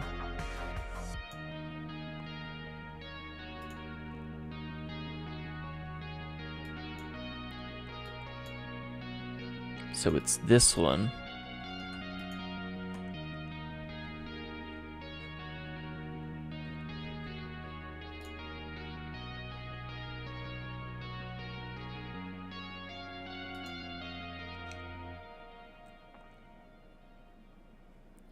Signature is Brane Script operator. That. Integer, integer. And I should have added that. Because like we had the function, those things working before.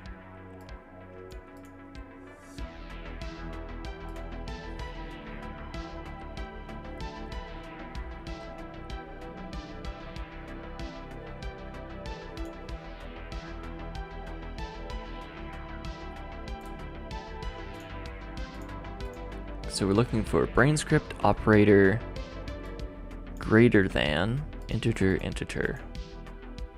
And at some point, wait, do we?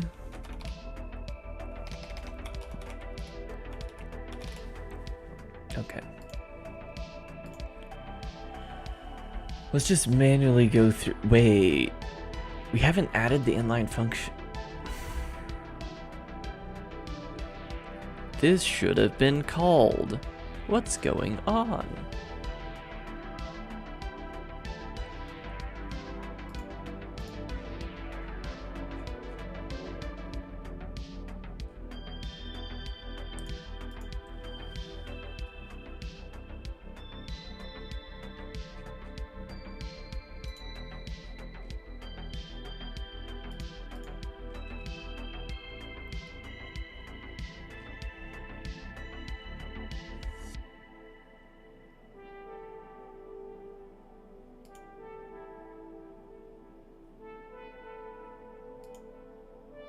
We don't have any inline functions. Interesting.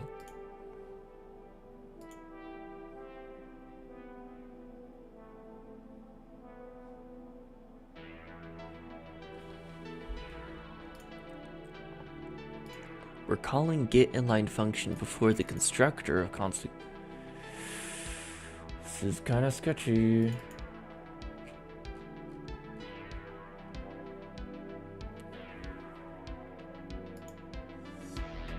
Oh, that would do it. Static analyzer.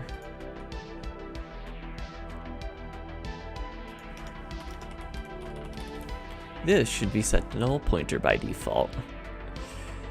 We've been dealing with the null pointer this entire time and not realizing it. Alright. Const expression evaluator, evaluator. Analyzer dot set evaluator.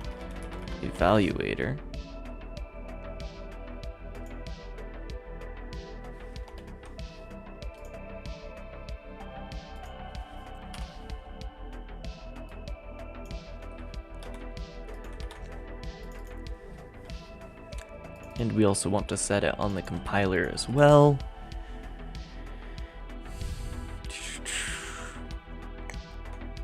And anywhere we reference it,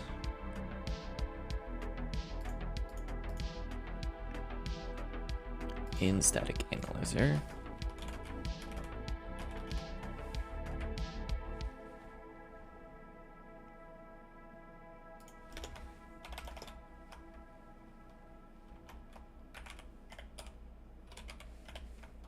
we want to just check that because all our code works fine if we don't have a constant expression evaluator. So we want to allow for that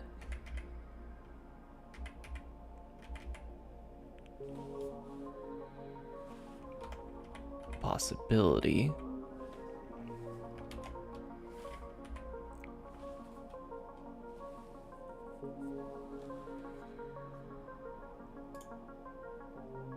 Except for this. This needs to have a constant expression evaluator. So assert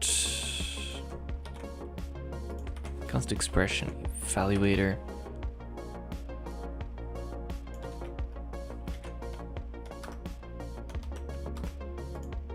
That's weird. What's up with that?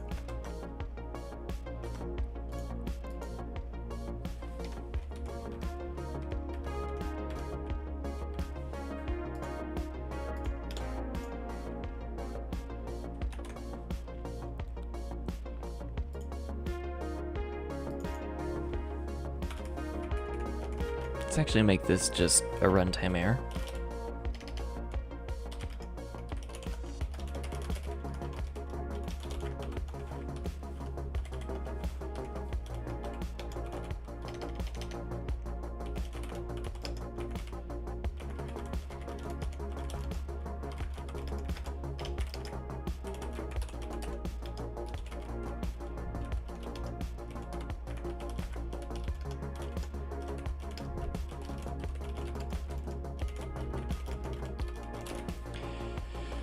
There we go, the longest debug message you've ever... Well, that's a straight up lie. There are many, much longer error messages, but this one should tell people exactly what's wrong.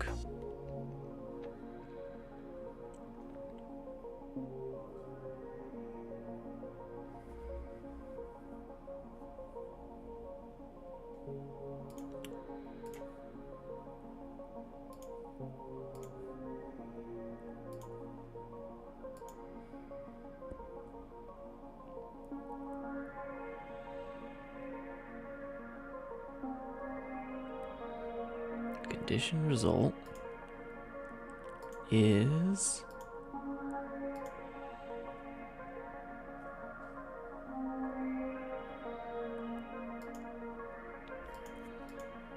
an integer.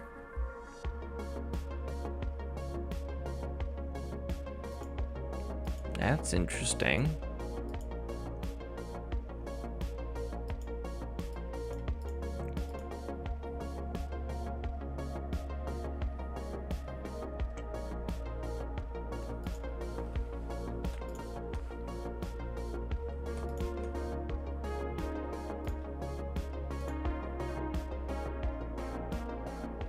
So this is probably a problem with things not returning the right type.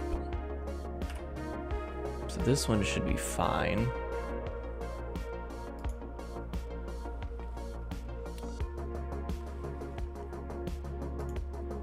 Evaluate, visit if. So this is the one we need to worry about.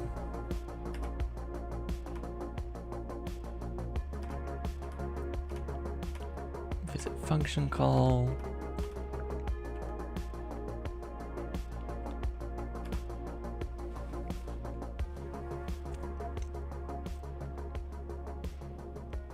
So then we visit an expression for both of the arguments. So each argument should be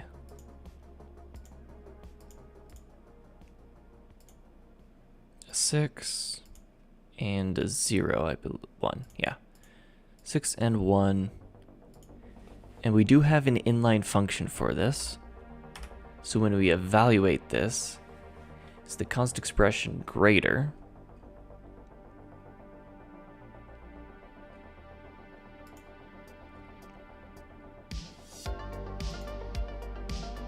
Evaluate value.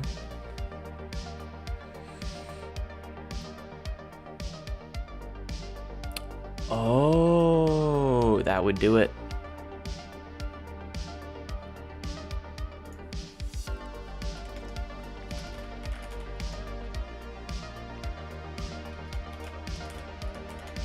Return type. We'll set this to have a default value.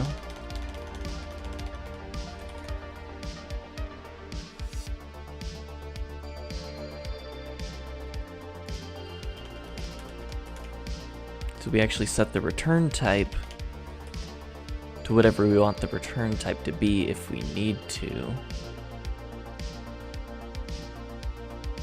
So now, all of these, yes, they return the same type. However, for this one, returns a const bool context.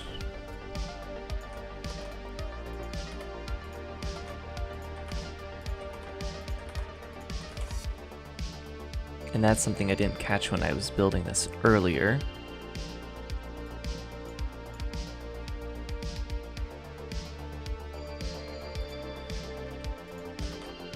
Oh. Not equal Boolean context. We don't need to set that. Let's set it just for... for characters. Cast. Equal, not equal.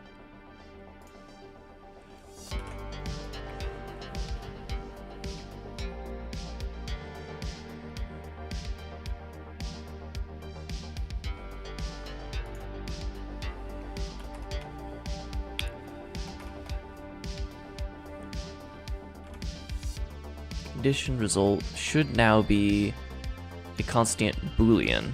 Yes, it is. So that worked.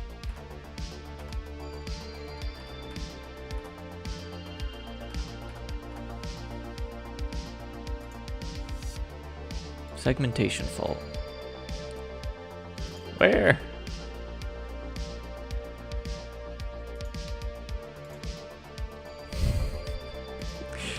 Oh, most useful C++ error.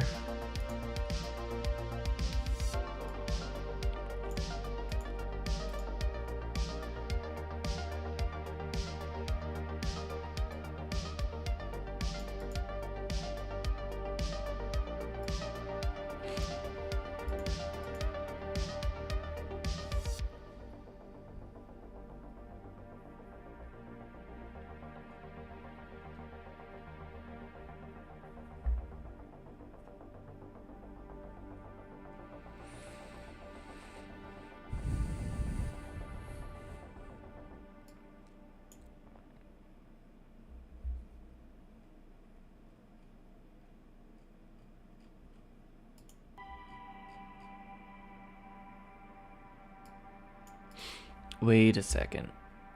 As that.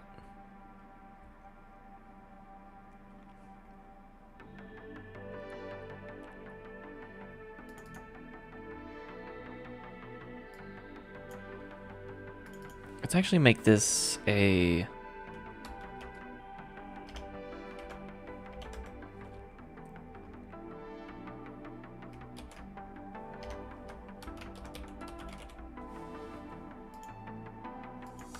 That way it actually happens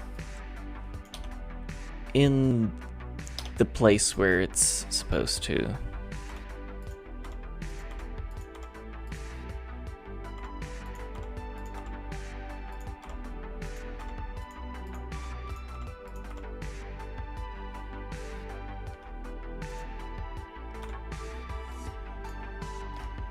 It's like the assertion never fires. So this might actually fix a bunch of problems I've been having with tests recently.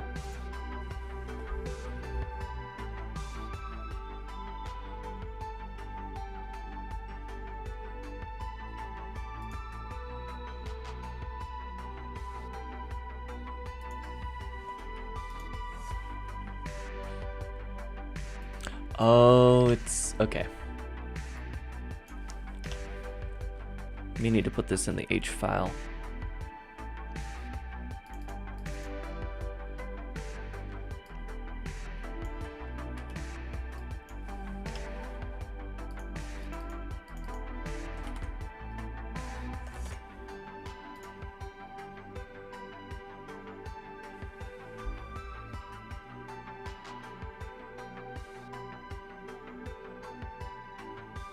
Still didn't. Huh. Could have sworn.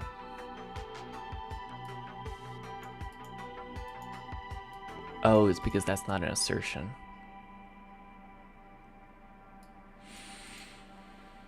Tis fine.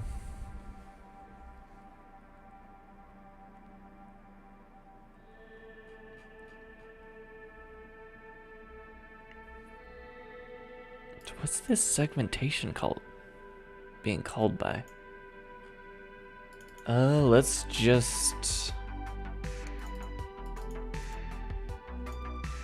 throw breakpoints in here, I guess.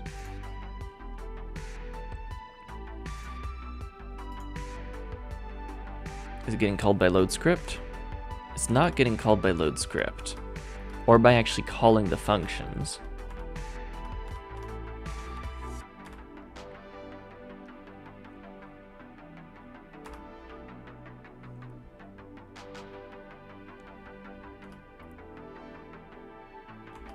Is getting called by this function.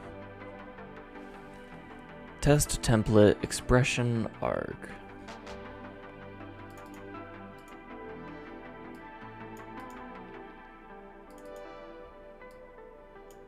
Well, my call convention is fine.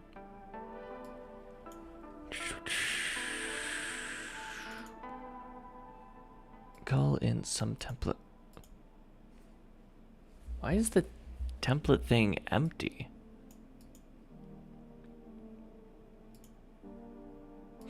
Oh wait, okay. That's to do with the string function. Template def to string. We're not taking into account type def value. Oh. Value. Arg context.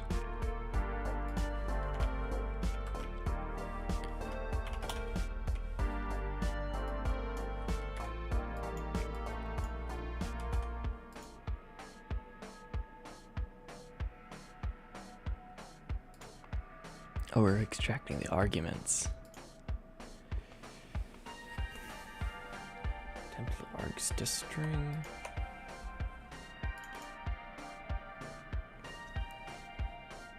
This should take template args like that.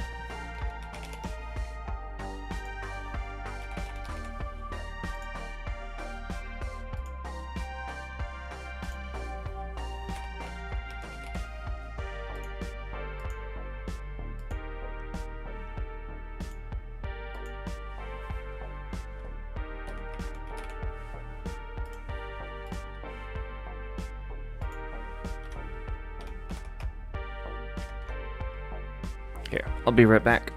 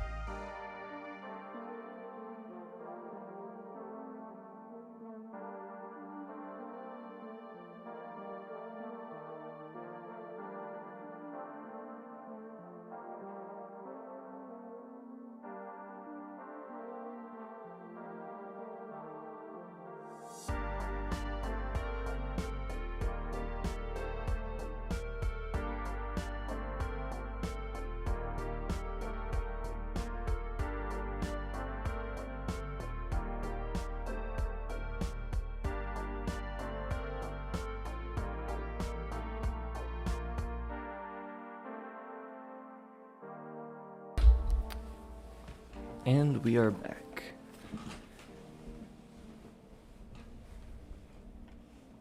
So I think we need to do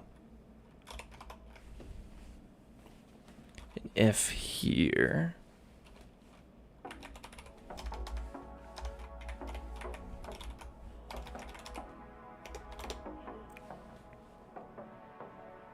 Okay, so we do need the index. Arg is equal to that. Arg dot type is equal to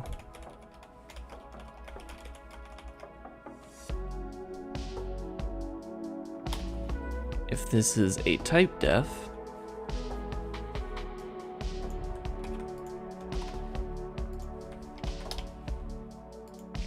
gonna plus equal arg dot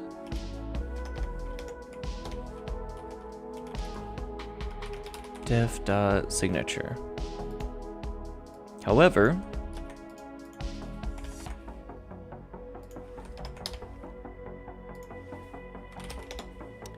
all right, I have 20 minutes to finish this. Hopefully we can get it. Value.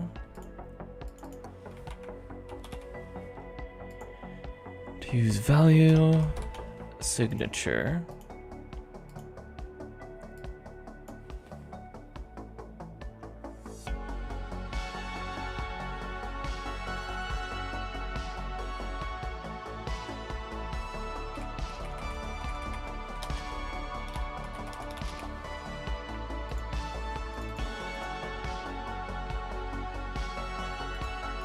All right, we're going to create a toString function for const value contexts.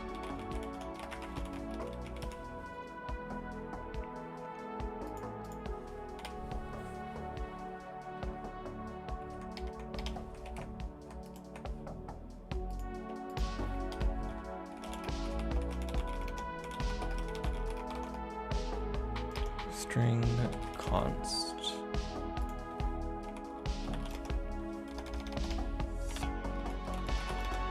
Virtual. Just like that. And now on each one of these,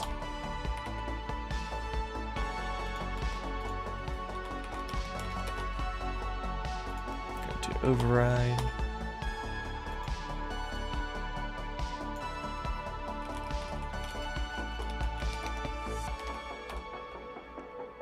Actually, we can just pull a value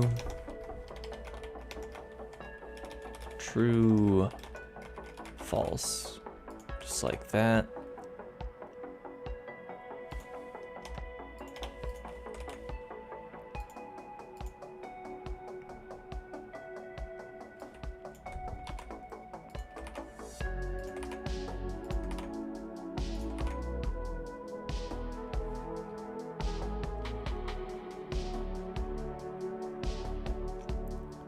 Did const bool, let's do const string.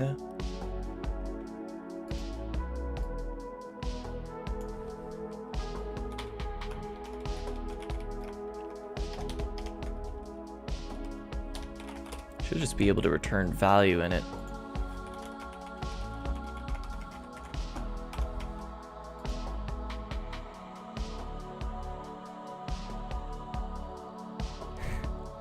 What do you mean we can't change a character into a string? Of course we can change a character into a string.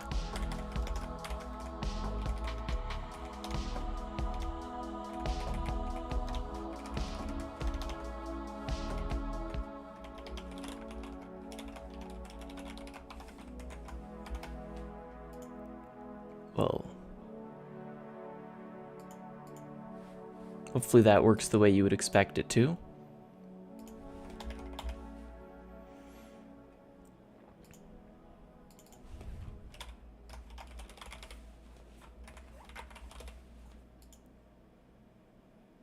And I'm just going to copy this because it's the exact same code we're going to use on every other thing.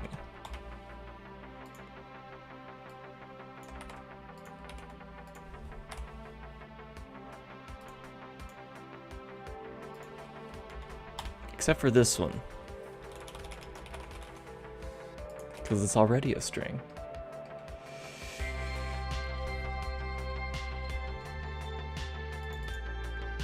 And that takes care of this.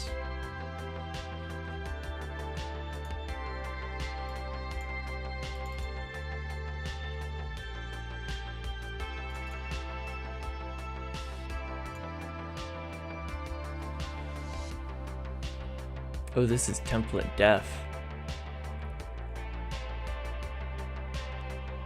Template arguments to string. So this one is fine. This one, however, is harder.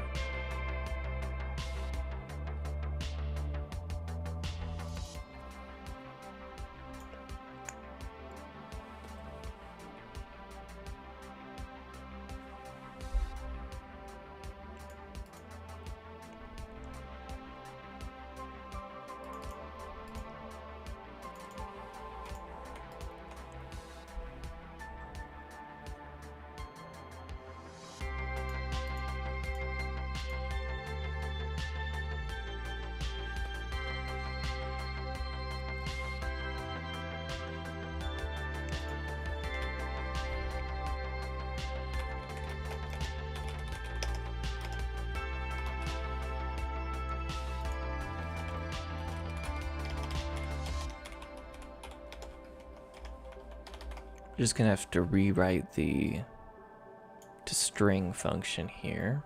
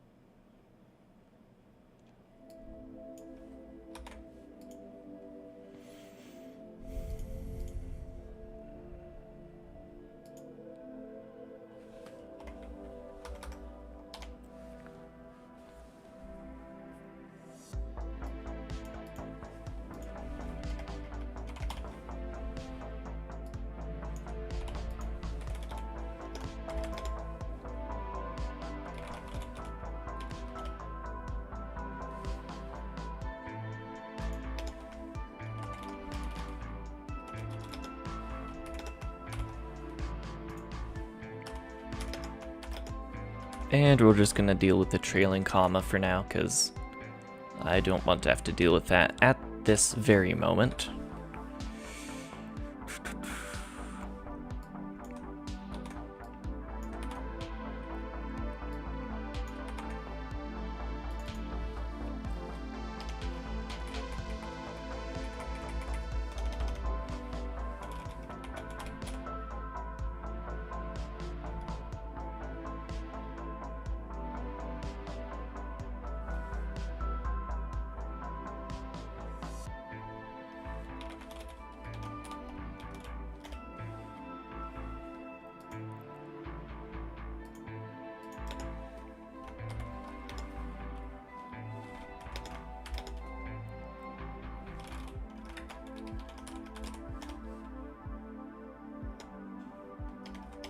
Actually, we don't need the identifier.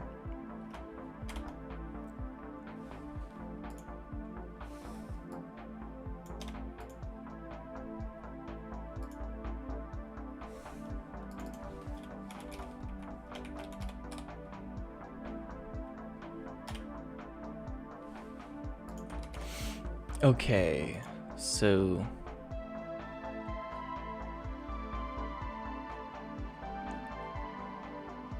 oh.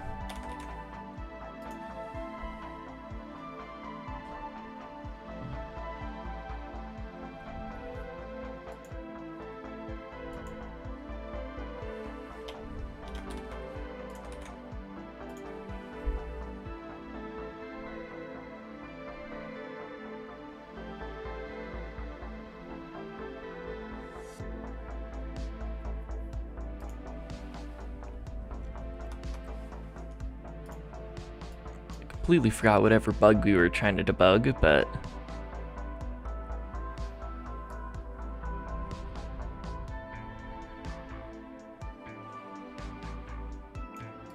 assembling function int. Oh, I wrote that function wrong.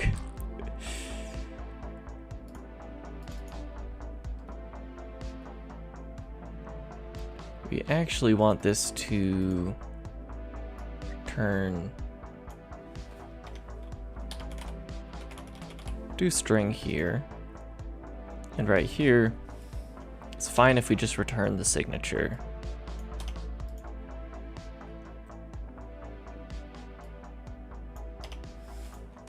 Because this is a toString of an instantiation.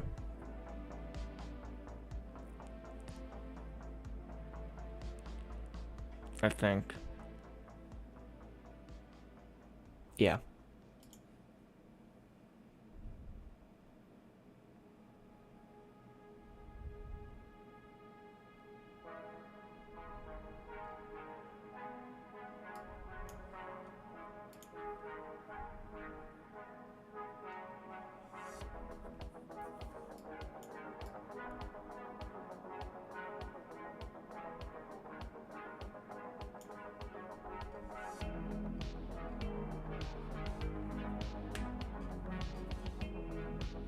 That's right. I think I need the toString functions to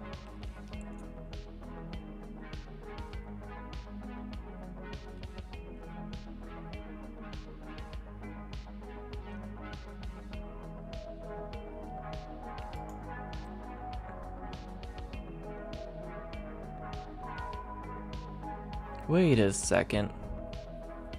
What's wrong here? Scope context?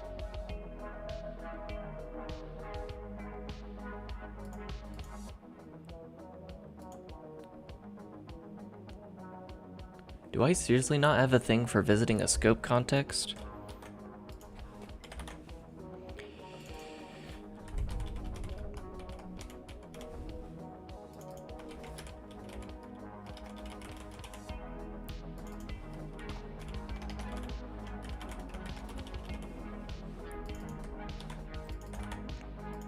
Very surprised I have not run into that before. Actually, I did earlier, but it was when I was translating it into a different function. Yeah.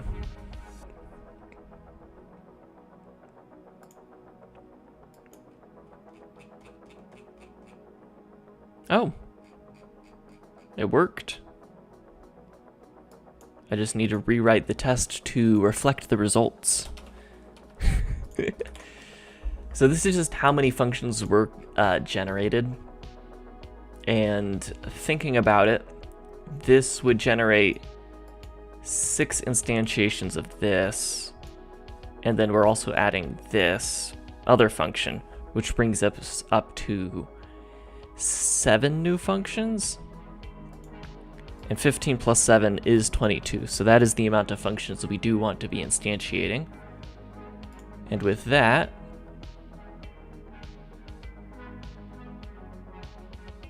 it should pass. So looking at our template instantiations, like the actual compiled code,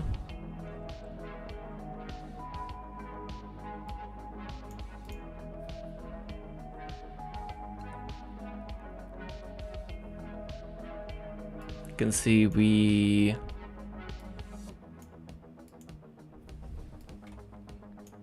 just Control F this, you can see we instantiate some template 1, some template 2 calls some template 1, some template 3 calls some template 2, some template 4 calls some template 3, some template 5 calls some template 4, and so on until we finally call it wherever we do, and it returns the result we would be expecting.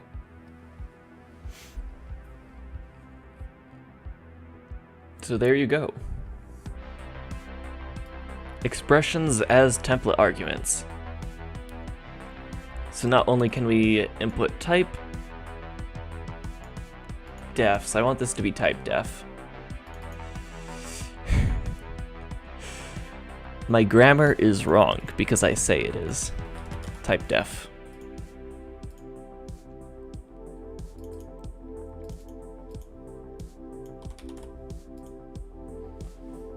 And then let's build that.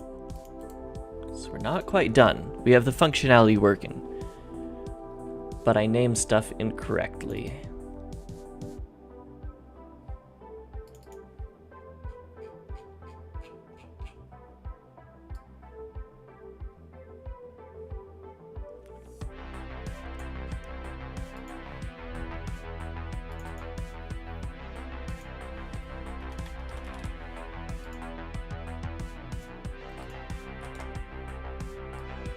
So just rename that. And then we need to rewrite the template tests. Control find and replace with type def.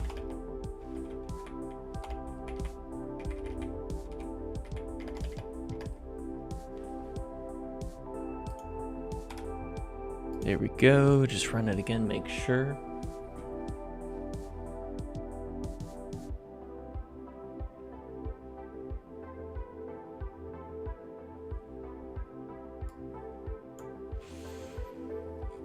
All right, rerun all tests.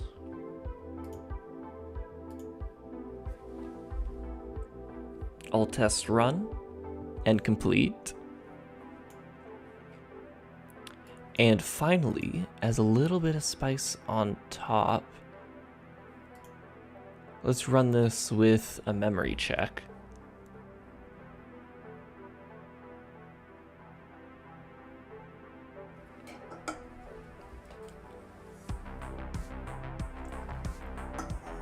Just to make sure we don't have any memory leaks. I got 5 minutes before D&D starts, we're good.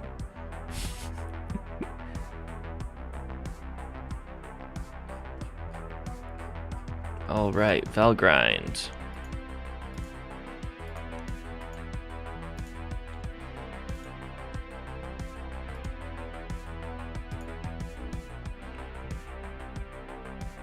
So all of these are definitely lost.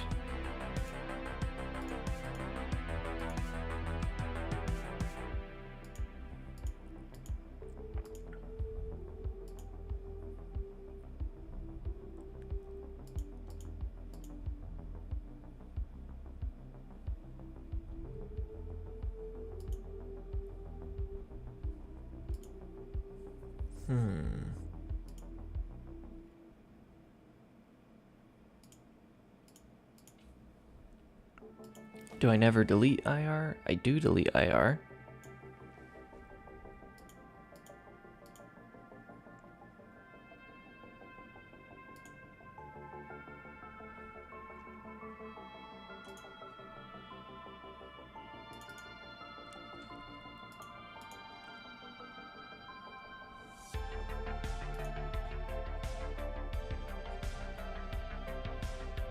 So I know native types.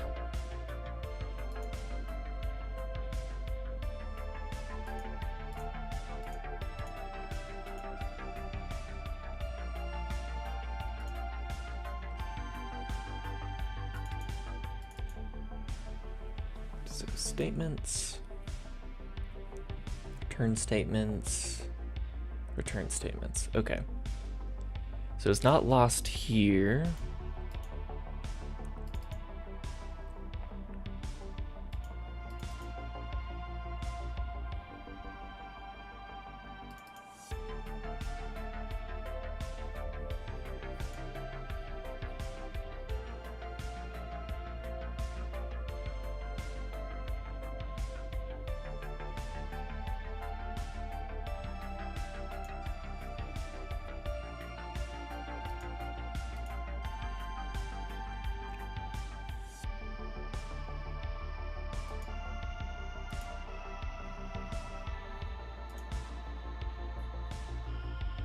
So I lose it somewhere in here.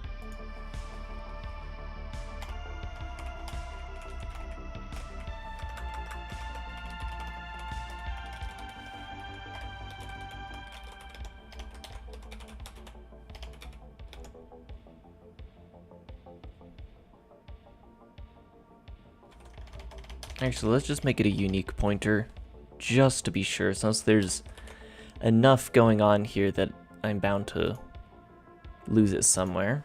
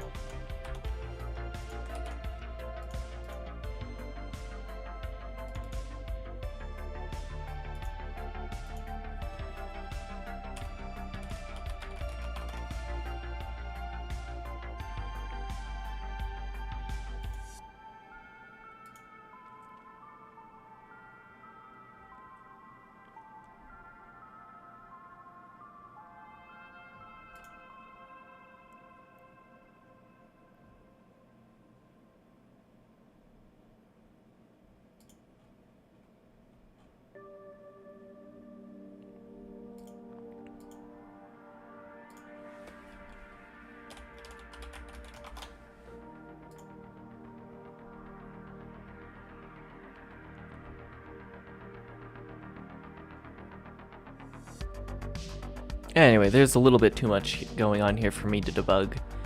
And D&D starts in 1 minute, so I should probably go to that. But we do have it working, which is good. Always want to get it working by the end of stream. So, guess I'll see you guys next time.